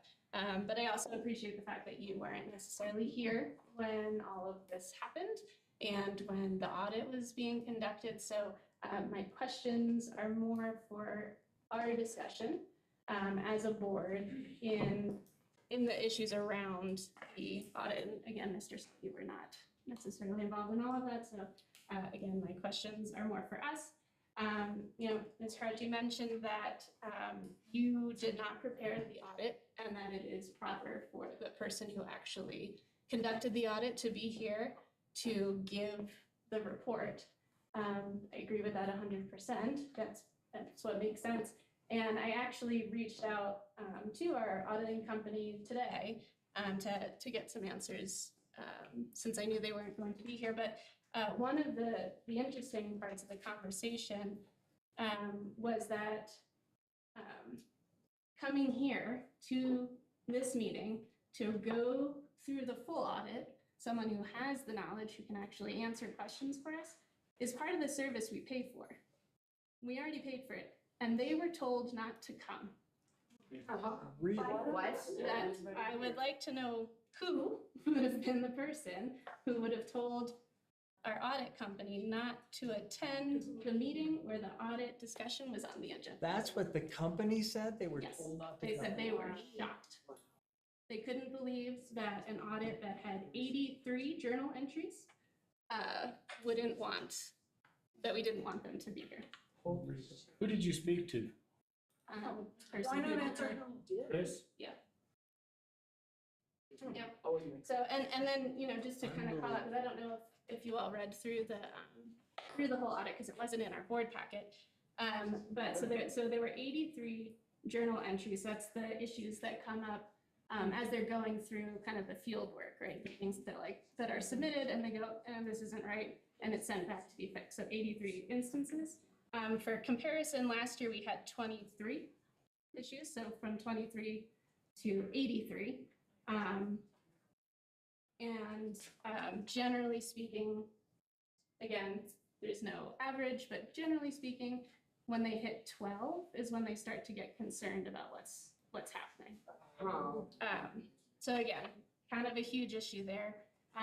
There were 16 material issues that they called out. I know there's been some information going around that there's like 34. I think the 34 breaks down the 16 into different pieces is what's happening there.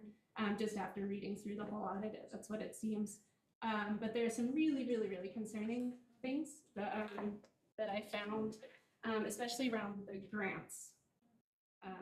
That our grants, the expenditures and revenues were not properly reviewed. My biggest concern is that we may be on the hook to paying them back. When I worked in nonprofits, I had to submit reports, copy checks and receipts from things that we use the grant money for, and then submit that and get approval. And if it was an item that they didn't approve, we didn't get that money. In this instance, we got a lot of that money ahead of time, but you have to show how you used it. And no grants got reported. She's right.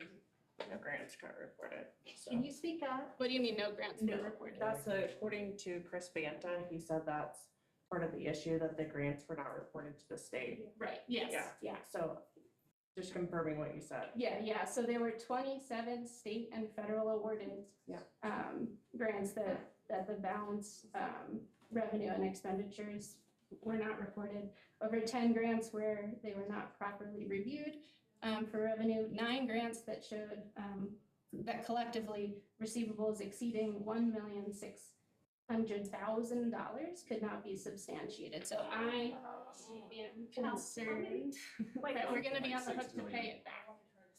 Sure. So that was one. The ESSER grant was another one there that was not properly reported.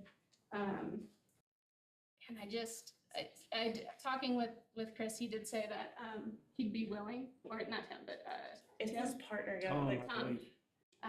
Whoever his partner is, I forget his name, I apologize.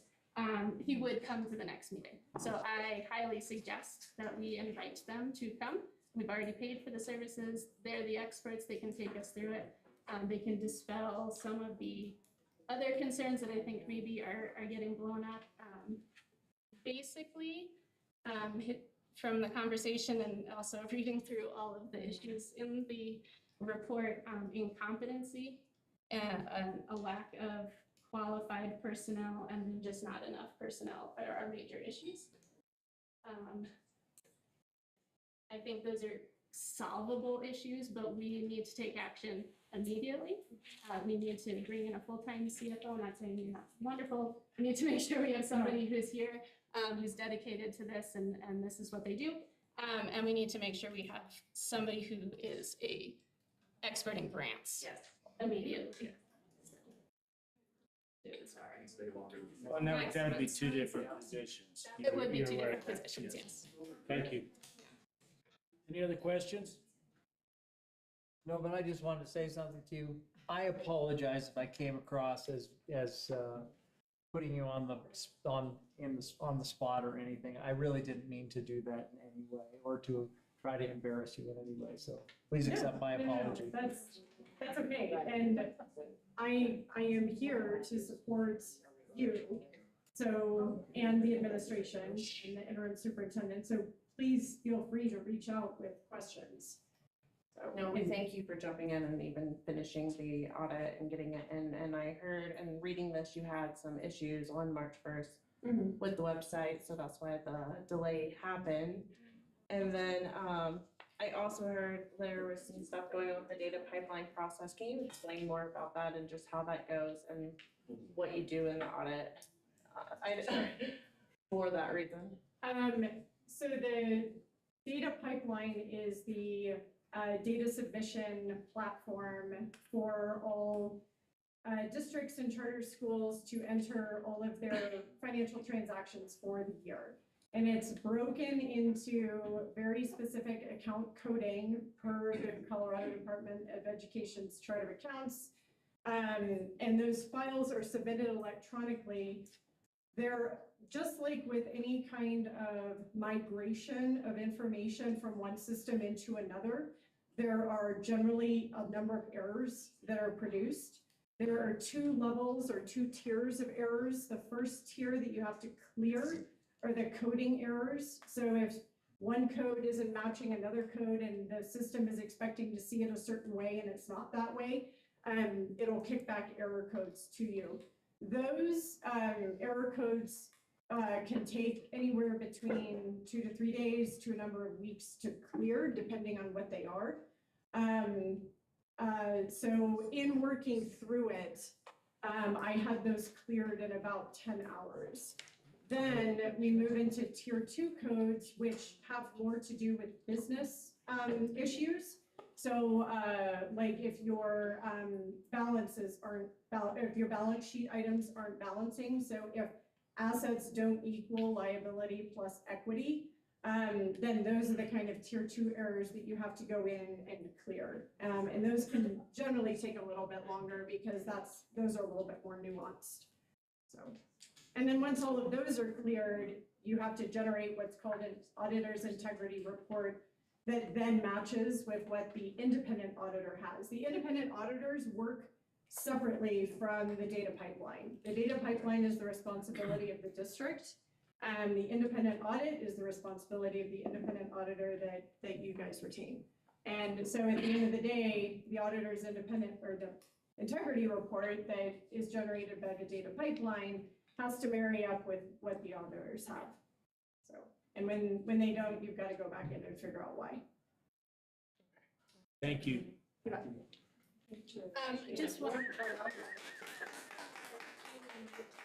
consider while, the auditors did say that they suspect that most of the issues were around that, incompetence and error. Given the current climate of the community, it may be a good idea for us to have a forensic audit done by an independent agent so that we can definitively rule out fraud, which I think is a fear of a lot of people. So Do you know the cost of that? Should we find that out? I don't. We should look into that. Maybe that's something we can, instruct you, but maybe as a board, we can instruct you to look into that. Our audit company does not do those. I did ask. The other thing they said they wanted to do, as we do look for a permanent CFO, they said if we want to at least let them know the names of our potential candidates, they're willing to kind of give their opinion. That'd be great. What they know about them through the finance community. They did happen to mention that if we had asked about the previous CFO, they would not have recommended. You may. Thank you. I think that's great. I'll look into the cost of forensic audit and work, really like working with Chris Benson. We do have the CFO position posted, and so we're actively looking for that. And then Ms. Crouch and I were talking earlier today about how she mentioned tonight kind of better segmenting those job duties to make sure that we get the separation of duties that we need. We were actually talking tonight about how we're going to be segmenting that. I'm really hoping to have the finance position posted next week. Trying to restructure a lot of how that finance department works, since this is one sliver of that. But I know she and I have been having conversations about that today. We're moving forward because we do recognize how integral that is to the success of the finance department.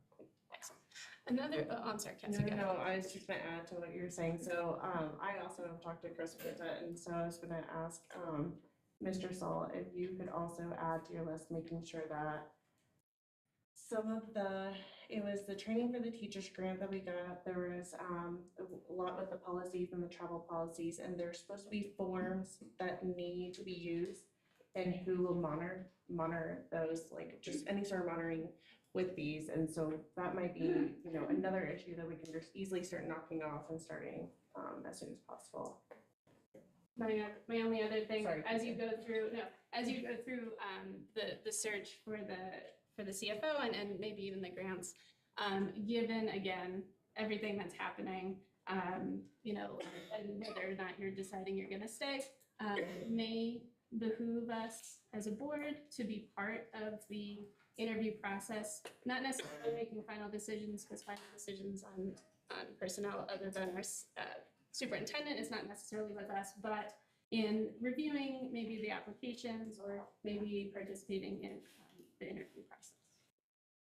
Yes. Thank you, Keegan. Okay, next item, you passed BOCES update. Mr. Salt? Thank you, Mr. Bates. So forgive me for not having a lot of information about this. I can give you kind of the email blurb that I got for now. So we were able to get an agreement done.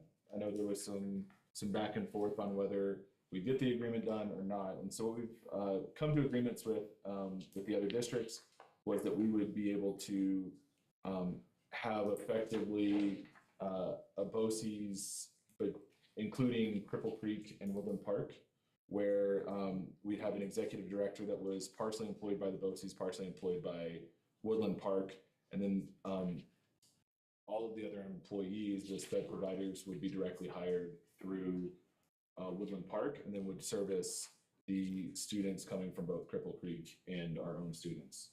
And then we will have be a director at large that'll be invited to join the board, and so it'll be partially made up of Woodland Park board members, Cripple Creek board members, and then one at-large member that would represent the community to round out the 5-member board for that particular BOCES. Today was the day that we needed to submit that to the state. I confirmed that it was submitted this morning. seen some chatter going around today that now we need a resolution from UPass BOCES to kind of affirm that decision. That date is still pending, but they have granted us time to allow the UPass BOCES to have the resolution they need to be able to, I don't know if you can speak to that or not, but effectively wind down the UPass BOCES and allow this BOCES between us and Cripple Creek to stand up. Correct me here. I thought that Manitou was gonna have to come back. I mean, that was the whole reason this started. Manitou wanted to leave. They are not gonna re-engage. There was discussions on whether or not, because they did not know if this resolution would pass between Cripple Creek and Right. Woodland Park, and so we thought Manitou would have to come back, but they don't want that. This option allows them to be independent, so. It's very good. That helps. Okay. Thank you, Mr. Salt. Item C is the superintendent position. Let me just comment briefly.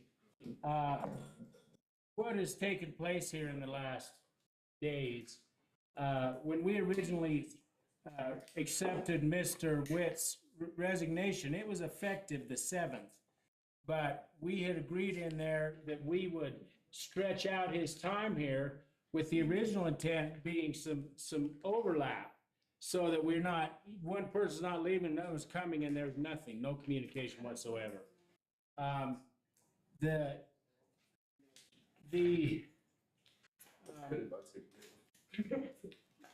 So nothing has been done towards that effort because it wasn't as urgent the first of the week. So no plans have been made. Something I'm going to do is reach out to Candace. We did this with Kelly.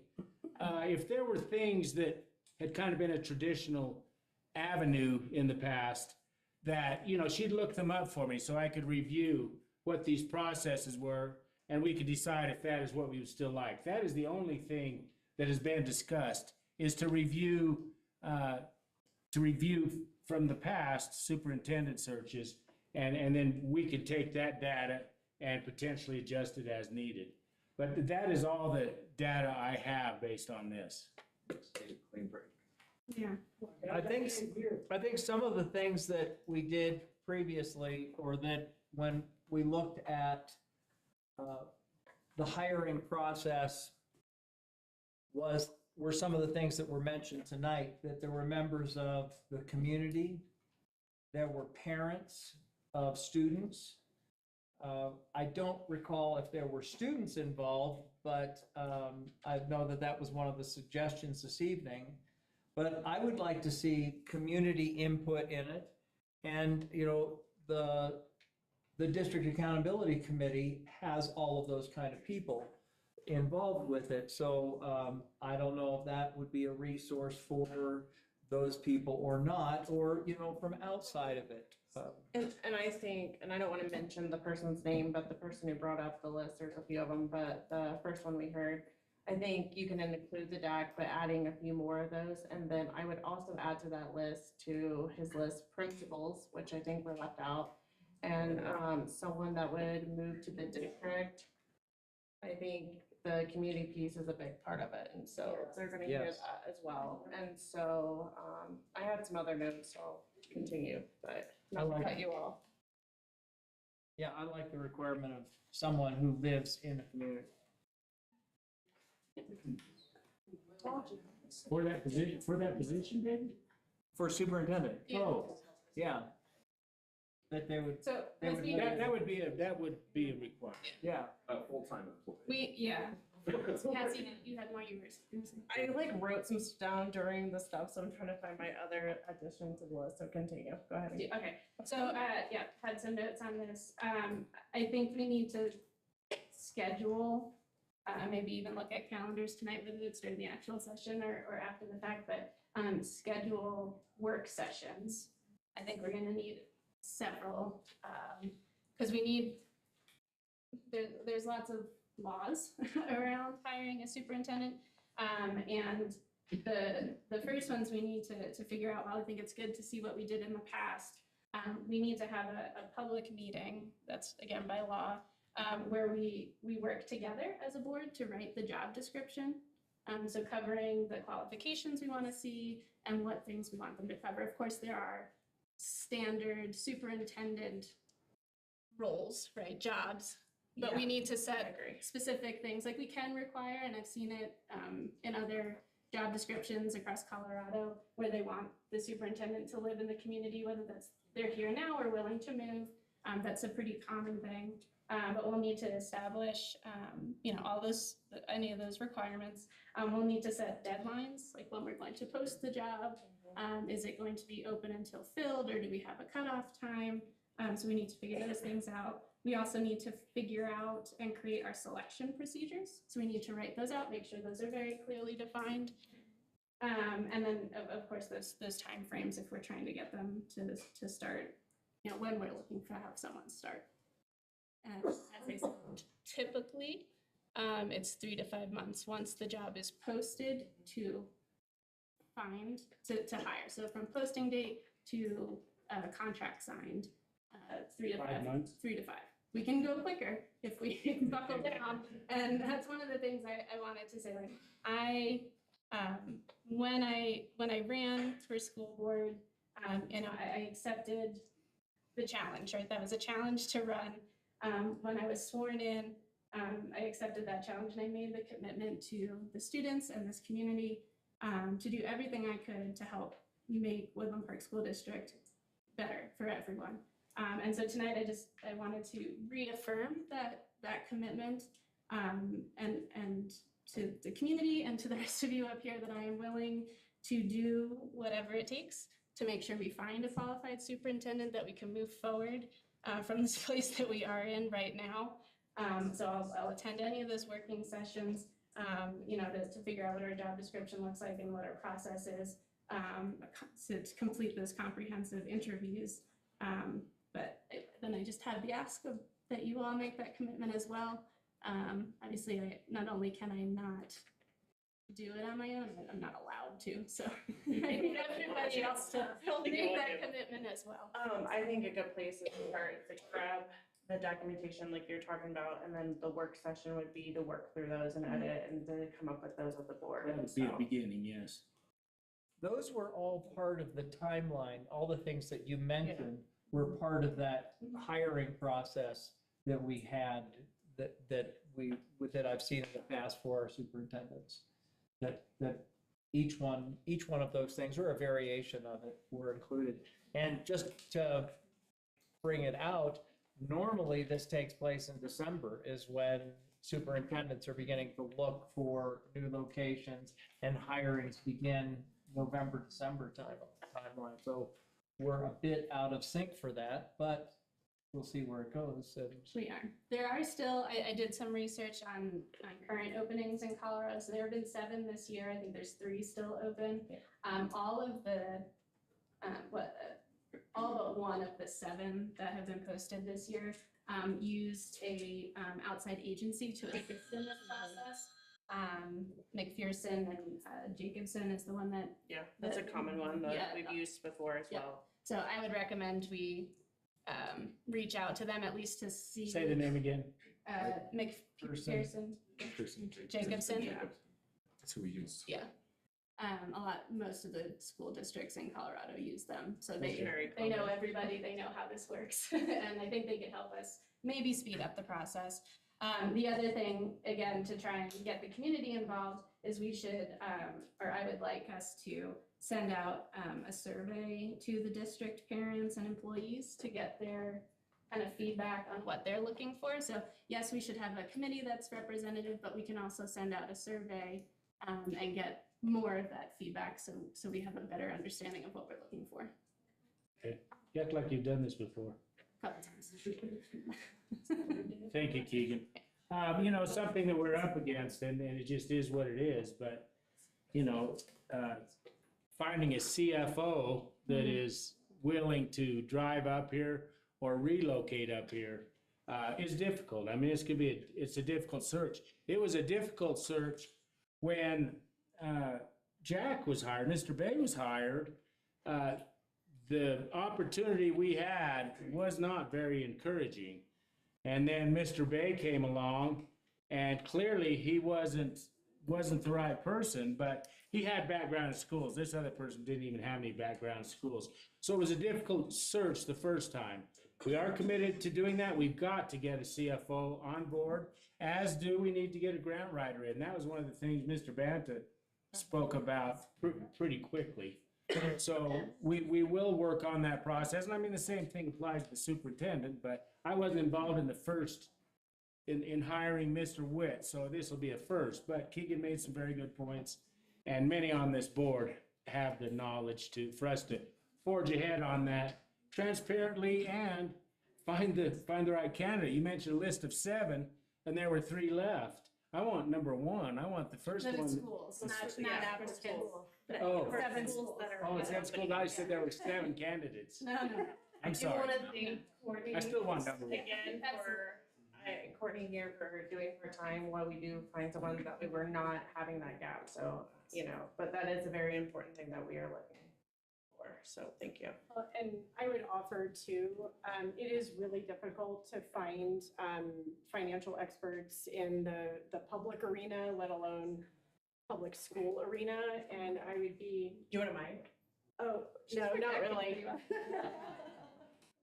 But I would be more than happy to work alongside someone you identify as, yes, this person has great potential and is willing to relocate here or lives here, but to work alongside them as long as it takes to really.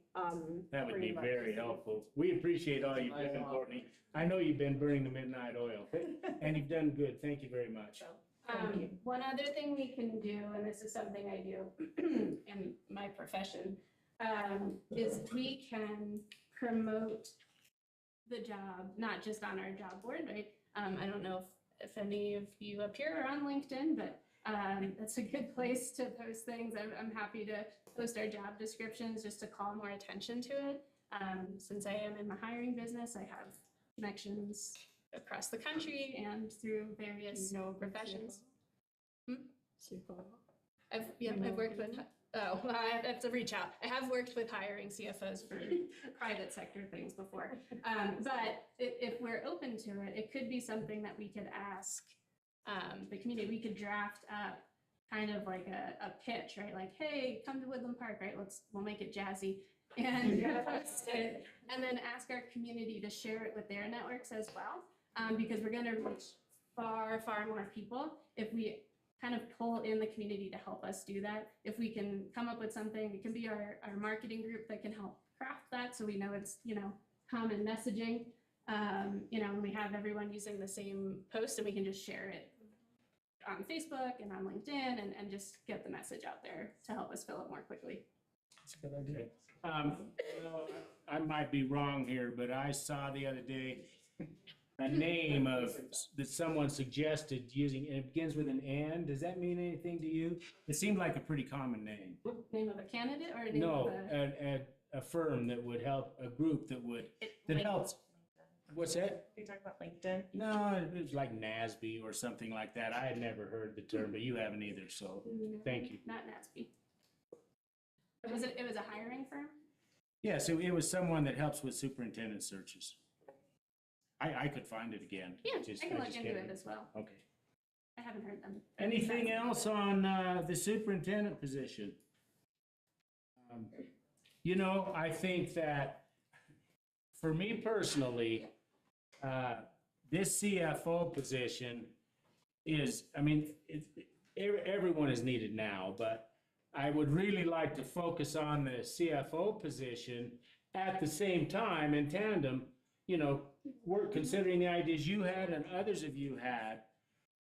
So I think we would probably take a special meeting to work out the details of this job description. Yeah.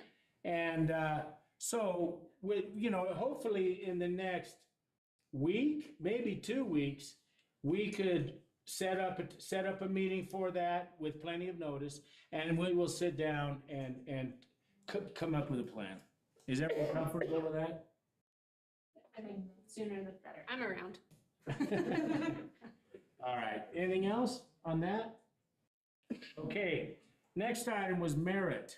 Well, the building, the facility, Okay, not Meredith Kind Academy, of the building. same thing. Not the same thing. We are, the reason I pulled it off of the agenda tonight was, it's gonna be a process to see where we end up from where we are right now. We're gonna have to work through that and have a plan as to how we're going to move ahead. There is not currently a plan. I mean, we lost the IGA money, and so, you know, it's a problem now. But we are going to regroup and revisit this issue and do it much more publicly, and, you know, see if we can come to any kind of a mutual agreement as to where we go from here. You know, I think Merritt, as much as any of our other schools, deserve to excel. They're gonna have another 100 students next year. I mean, they're meeting with success. And we're glad to have Merritt in our group. So we need to regroup on this and talk about rekindling that discussion and go from there. And I mean, I just want to interject, but it's, we need a superintendent, a CFO, and Right. after the whole audit situation, I think we need to look through everything and our assets and talk to the community and have an open discussion about it. About our assets, our buildings, or just in All of general? it in general. After, not. So, a couple of times in your comments right there, you said, you used the word we. We need to regroup. We need to see, you know, talk about where we are now and where we want to go. I wish I wasn't always asking this question, but who is we? Who was part of this discussion? Who initiated this? Who drafted the proposed plan that was going to be on the board agenda for today? Where were these discussions happening? Because they were not happening in an official capacity. Well, there were discussions behind the scenes. I mean, Why? Huh? Well, to try to get some direction on this. But whose brainchild was this? Who said, hey, we should even start looking into this? Well, most of the people at this table had agreed that Merritt needs to find a way to proceed ahead and maintain longevity. That's been a discussion for some time about that. So are you saying everybody else at this table was part of the conversation to have that proposal? I don't know if everyone was, but it has been discussed. But not with me. So we weren't having these conversations in the proper form. We were breaking our own policy by having those conversations not in the public forum, and that is unacceptable. Yes.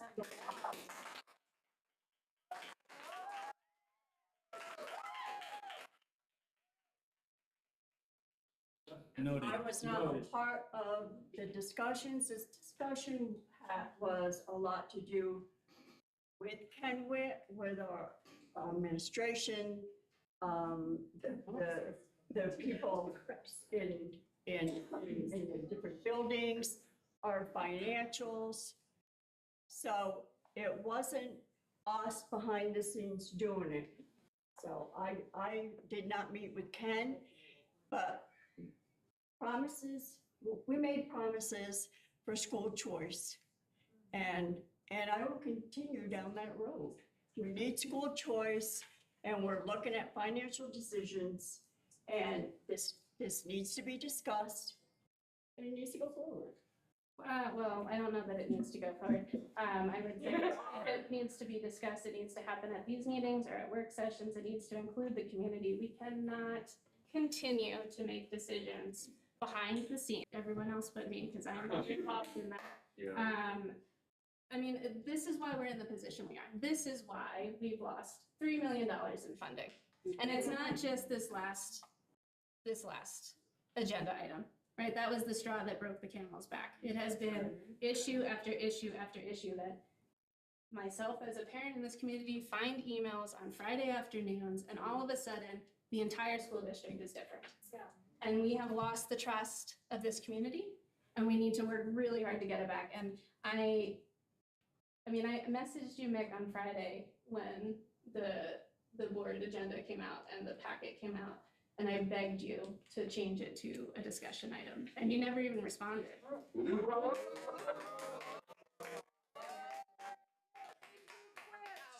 I didn't. I did. Quiet, please. If you do it again, we will just clear the room and finish this meeting, and don't test me. Outside of the public, though. Well, that is within, that is. This is a board meeting in the public. It's our meeting. So we appreciate it if you showed some decorum. You know what? I'm gonna stand up and I'm gonna leave from this because this is ridiculous. Thank you. This is ridiculous.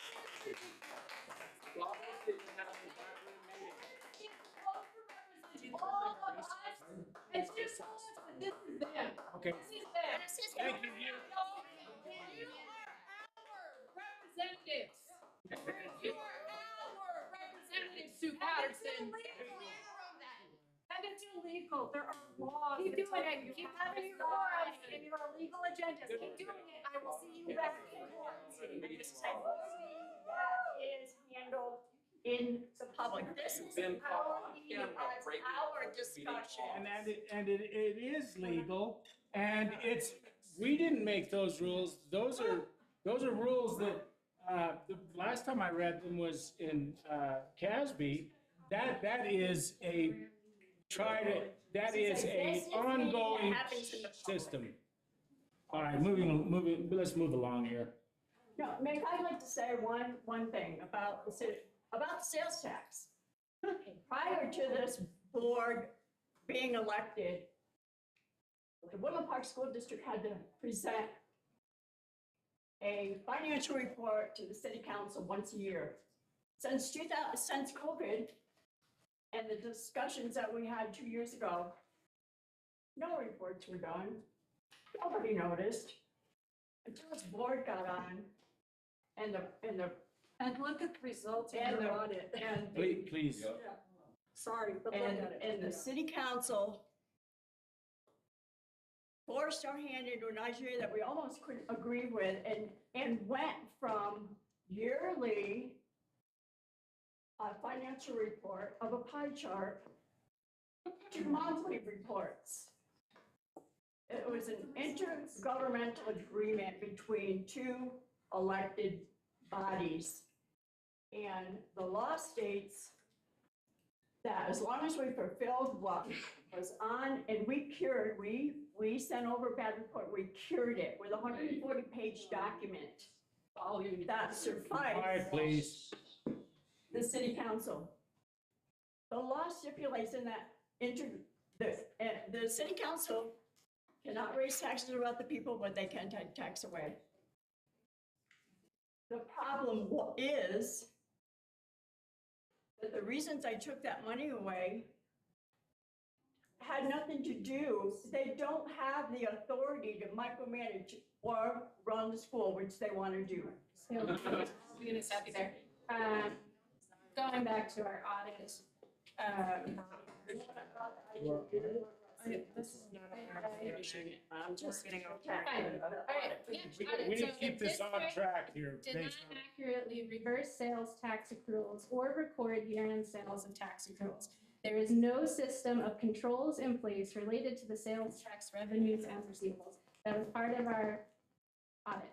Those are the audit findings. So if we want to talk about why people are upset and why the sales tax went away, it's because we could not show in any form, not even in the audit, that we were doing the right thing with that money. Yes. Okay. I'm sorry, I'm not saying that's your fault, not saying it's necessarily anyone up here. We didn't hire the right people, which, that comes up to us eventually, but we didn't have the right people in place. And then we didn't own up to it and try and do everything we could to solve it. We kept pushing buttons. We're here now. But let's get back to the agenda item. Well, yeah, let's focus on on the school building. You know, my personal thoughts are, the city council has no jurisdiction over these buildings. They are not city buildings, they are district buildings. So my only thought to that is, they had absolutely no business delving into that. Well, And- okay, again, though, they never said you couldn't sell the building. What they said was, you're not allowed to sell a building with a contract that states that the sales tax can never even be changed for the next 30 years. I do. That is why they pulled it. Because if they didn't pull it and it went through and it was approved at tonight's meeting, they would have zero recourse to stop the taxpayers from paying for that building twice. Yes.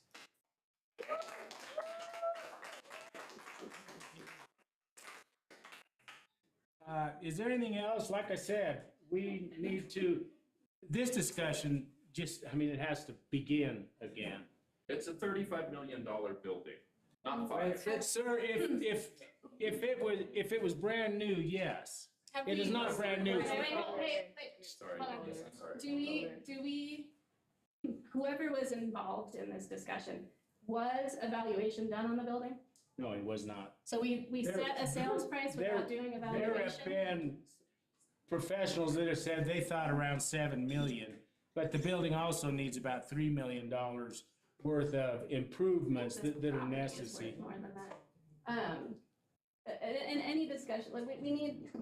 We need discussion, We need facts. but we need a presentation. We This need is facts. all too raw and too early. We need to gather the facts together and have a I presentation. mean, basically, yeah. And I think that's where the discussion needs to I think go. we need to table this until we have a superintendent and a CFO and an audit Our person. November election. Pardon? Well, yeah. I mean, Maybe it's a wait discussion. till we have taken care of the There's no most action. immediately important. Well, those are There's no first action and for your foremost. agenda. Well, no one asked me if I want to discuss these things. What I'm saying, while I have the opportunity to say so, is I think whoever we is should not look into this any further until we have filled our superintendent position. You know, I hadn't even thought about that, to be honest with you. That is our most critical thing, is the CFO, superintendent. But I don't want to just have this go away. I don't think I'm prepared to just table it. I think it's going to be a long process. I think we need to begin that. We should be able to do them all. They're all very serious, big things. But, we've seen here lately, there's so much more to do as it is. So, we've got our work cut out. All right, well, whenever these discussions start, it should be at a working session meeting with the whole board. Understood, and I said we would do that, have a special meeting or a work session. And a presentation.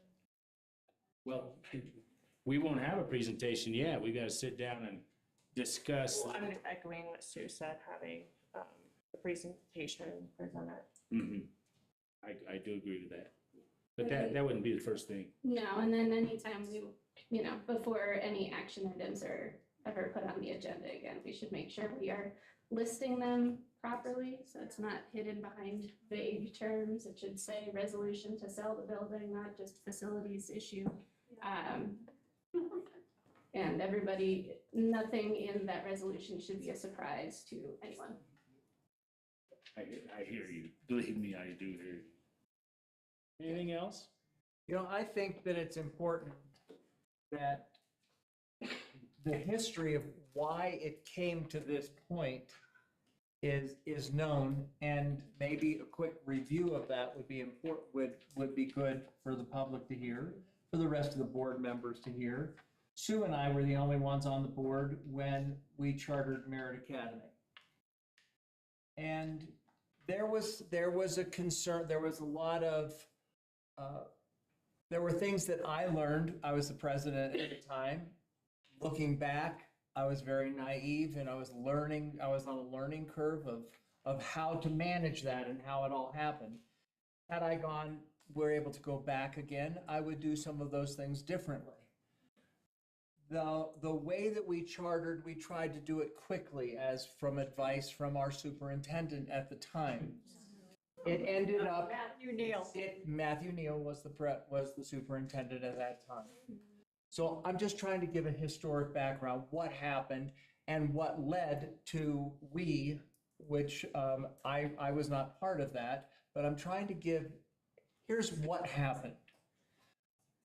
We tried to do it quicker through a memorandum of understanding with Merit Academy. It ended up taking longer than the normal process would have taken. And so part of all chartering Merit Academy was that they needed a home. They needed a facility that would be their facility. So as they've been a school growing and very popular within our district, and a fast growing school, one of the fastest growing schools on the Front Range, they're very popular. They're very successful in what they're doing. They're also a public school within our district. They had a valid concern that they wanted to assure the parents and their students that they would have an ongoing place, that they would be secure in a building, that they didn't have to worry about another board coming along and not chartering them, or that another board would come along and say you can no longer use this facility. So they wanted to put some things into place. I am guessing that is why this resolution has come along, to secure that position and to secure their future facilities. Personally, I think that it was a jump. It shouldn't have been done that way. There was a lot of pressure and to have the resolution. I was not part of that. I did not know about it until. Everybody has said that. No. Do you want me to be open and honest? Quiet, please. No, wait. I'm talking to you, but I am being open about this. I'm not hiding anything right now. So any criticism of me, I'm just telling you what the history is. So this resolution came about as a part of securing their facilities. That's all that I know about it. I can guess who wrote it, but I don't know for sure. I wasn't told. There is my open, honest answer. I was opposed to it. I didn't think that it should be done this way. I think that Merit should be secure in having a building. I think everybody would say here that there shouldn't be any kind of, talking to you guys, there shouldn't be a worry that the school doesn't have a home. And so I would like to see a discussion, a public discussion of our Board of Education is how do we make them secure both in their charter and in their home? So that parents, teachers there know what's going to go on in the future and it's not some shaky thing that they have to worry about. So I would like to ask that, yes, we have public discussion of how we go forward. So there's a brief history of it, and that's why I think it came to this. It was done in a way that I think it should have been done differently, but let's do it right going forward. And I don't think anyone questions someone wanting security, right? Like that's pretty universal need. If we're talking Maslow, right? We want security. But wanting something does not give you the right to take it. Does not give you the right to take it. That's stealing. I'm not sure what you mean. Who is taking and who's stealing? You were saying that the reason this resolution was written is because the Merit families wanted a building, and so they pressured the district. I do not think that happened at all. That's not what I was saying in any way. I don't know that Merit was even involved in it. I think that someone wrote it, proposed it. Who wrote it? I would only be guessing. Okay. So, Who wrote it? so Thanks for I don't know. I just said I didn't know. So anyway, Merit Academy. Up on the agenda. Excuse me, people, I can't hear the board. I sent it to you to put it into the board packet. Well, let me think. Hasn't been that long ago. There was some limited discussion about it. When it came out, there were questions. By whom? Pardon? By whom? Well, I'm trying to think. Cassie was there, she heard about it. Ken Witt was there, and the attorney, Brad Miller, was there. And you, and you? So, but I didn't Yes. see the resolution until even after the board packet.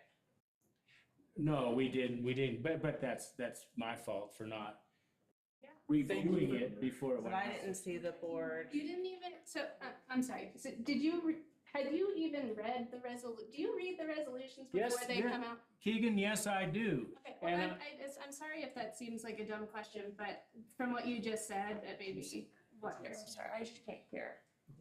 I'm not, like, maybe not conducting myself as well as I usually do, but I'm pretty angry about this. And I just want, how did this happen? Who, like, what is normal procedure for sending out board packets? well, we have an agenda setting meeting. That's the Thursday after this meeting. We have the And that's you agenda and the setting meeting. superintendent, correct? Pardon? That's you and the superintendent? And we had generally another board member, generally two board members, and the superintendent, which is Sue. We put together preliminary agenda, pardon? And it was not decided, when I was in the conversation, it was not just decided yet I hadn't seen the resolution to put it on. And But did you know that it existed? I knew the talk was there, but I. Okay, so you knew they were discussing it, you knew they were discussing it, Cassie, you knew they were discussing, whether you saw the resolution or not, you were part of the And conversation. yesterday, I found out that Part of the our agenda. administration did not even know about it. So there's one person who wrote it, and he's not in this room anymore. So who wrote it? But he's your employee. Yeah. Yeah, you're right, Ian. Thank you for telling us. We really appreciate you guys being on. So since he has left, and I think everyone, well, maybe not, but I shouldn't assume, he clearly, in my mind, had conflicts of interest with that in those discussions. And I think since he's the one that initiated it, and is it true that no board member instructed him to do that? He was rogue on that? No one did. It was a concern that was starting, some research was beginning to take place on. Okay. And I did see the resolution, and I commented on a couple of things in there. But we moved ahead. I mean, there was and is some urgency to try to help them, but that didn't justify where we're at today. Okay, so you had read the resolution and didn't decide to pull it even? Let me think when I first saw the resolution. I don't recall when I first saw it. It wasn't that old of a document. It was pretty fresh document. Can we maybe just follow board policy going forward, that we don't have these back deal conversations, that all board members are included, that our next superintendent will not go rogue and run off and try and sell off our assets, which he doesn't have the right to do, and that if we ever have one that does, we're going to hold them 100% accountable?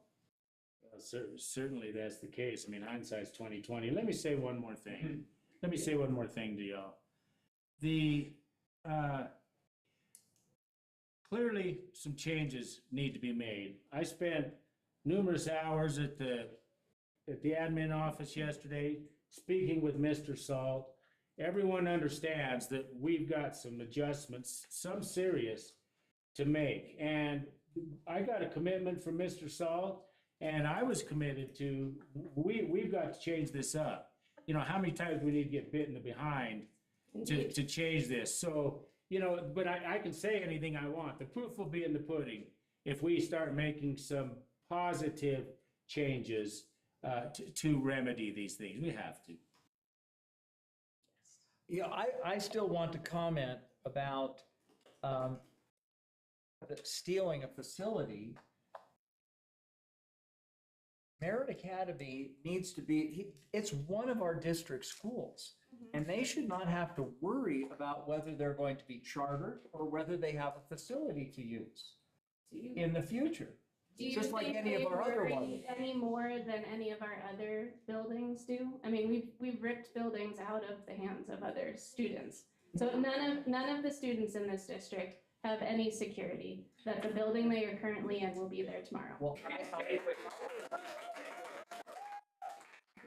I would disagree with that because let me just say why. Let me just say why.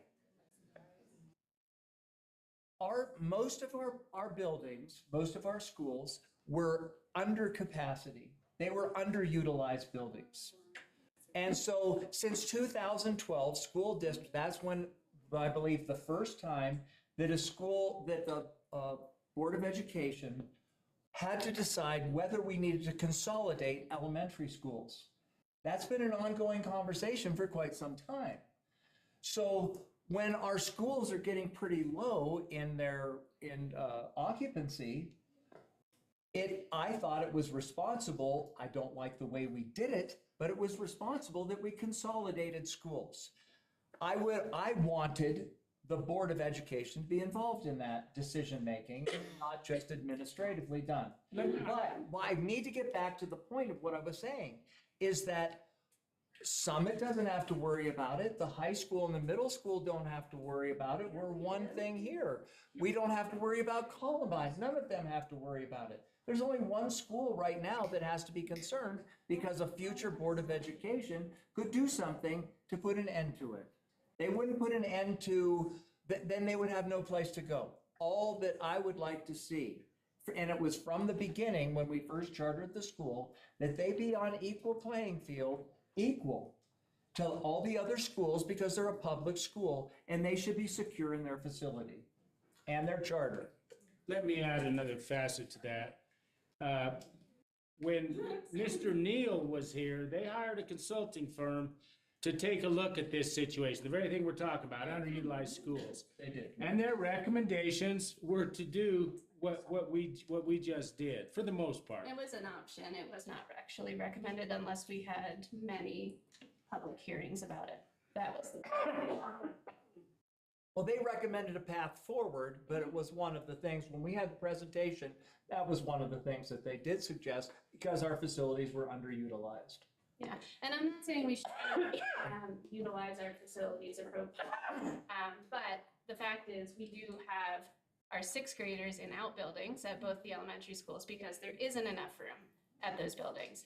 And we have kids who live close to this area getting bused that they have to drive to Columbine to get on a bus to go all the way out to Summit because there's no room at Columbine for them. People that live in the Columbine district, there isn't room for them. They have to go out to Summit, new people that have moved in. So I'm not saying we didn't need to consolidate because some of the buildings were more empty, but this wasn't the best way. And that's beyond the point because really the only point I was making is that we have pulled buildings out from under students in the past from the traditional public schools. And so security is something that all of our students need. And so we need to do that with equity. Well, that's what I was gonna. It needs to be equitable. That's what I was gonna ask you. I was just gonna ask you, do you think that they should be, that Merit Academy should be secure in their facilities? I think all of our students should be, yes. Right, I do. But it doesn't, but they're there now, and it doesn't mean they need to buy the building for pennies on the dollar, right? We need to make sure we have evaluation, we need to make sure we have the proper conversation, and the fact that this resolution was out there with the terms that were already in there when there had been zero public conversation is why there was an issue. Yes, I agree. So I think to wrap this up, a work session as well, like we just need. Well, I think this has been a great conversation. It's needed. exposed a lot, and now we need to talk about a path forward for discussing it.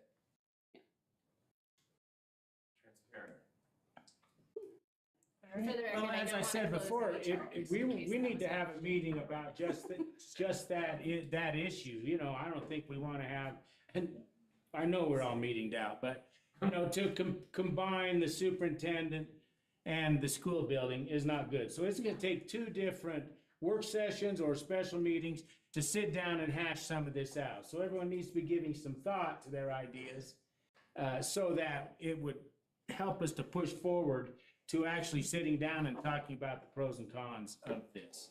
I'm available all next week. Great, thank you. Anything else? I'm available too. Information? We did the board. Oh, yeah, reports. we did it. Yeah, there's nothing else. Do I have a motion to adjourn? Motion. Second? Second. Roll call? Barkley? Aye. Bates? Aye. Kimbrell? Aye. Patterson? Aye. Westerhoff? Aye. Thank you.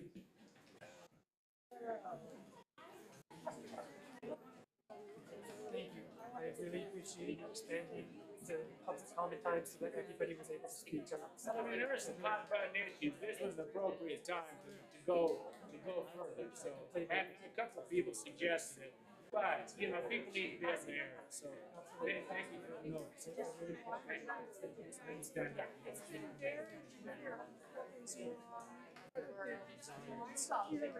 What? It's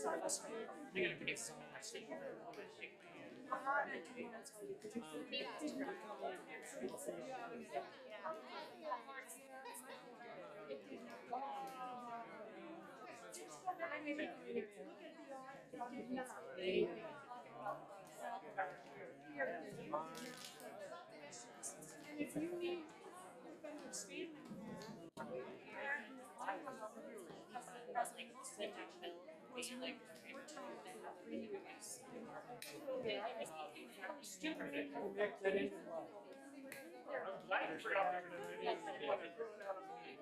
come up with some. merit.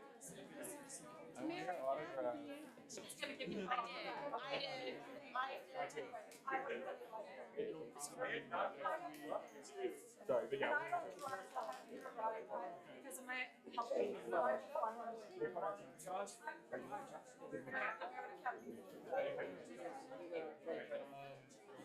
We'll reach out, can reach out to you.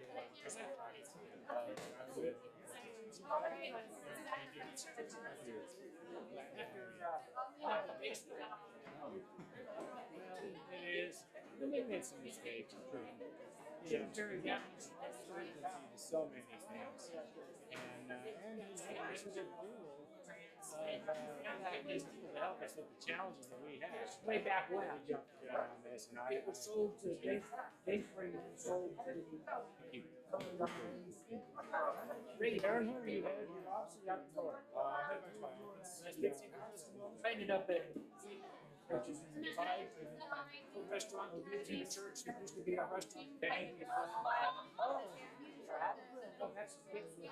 Oh, yeah, yeah. I don't think we get to talk. Tell you what, I love my school. Yes, I do.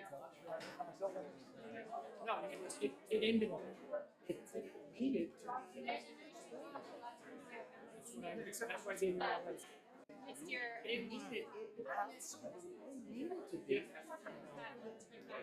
don't have the intelligence or the knowledge you guys do, but we need these to clear.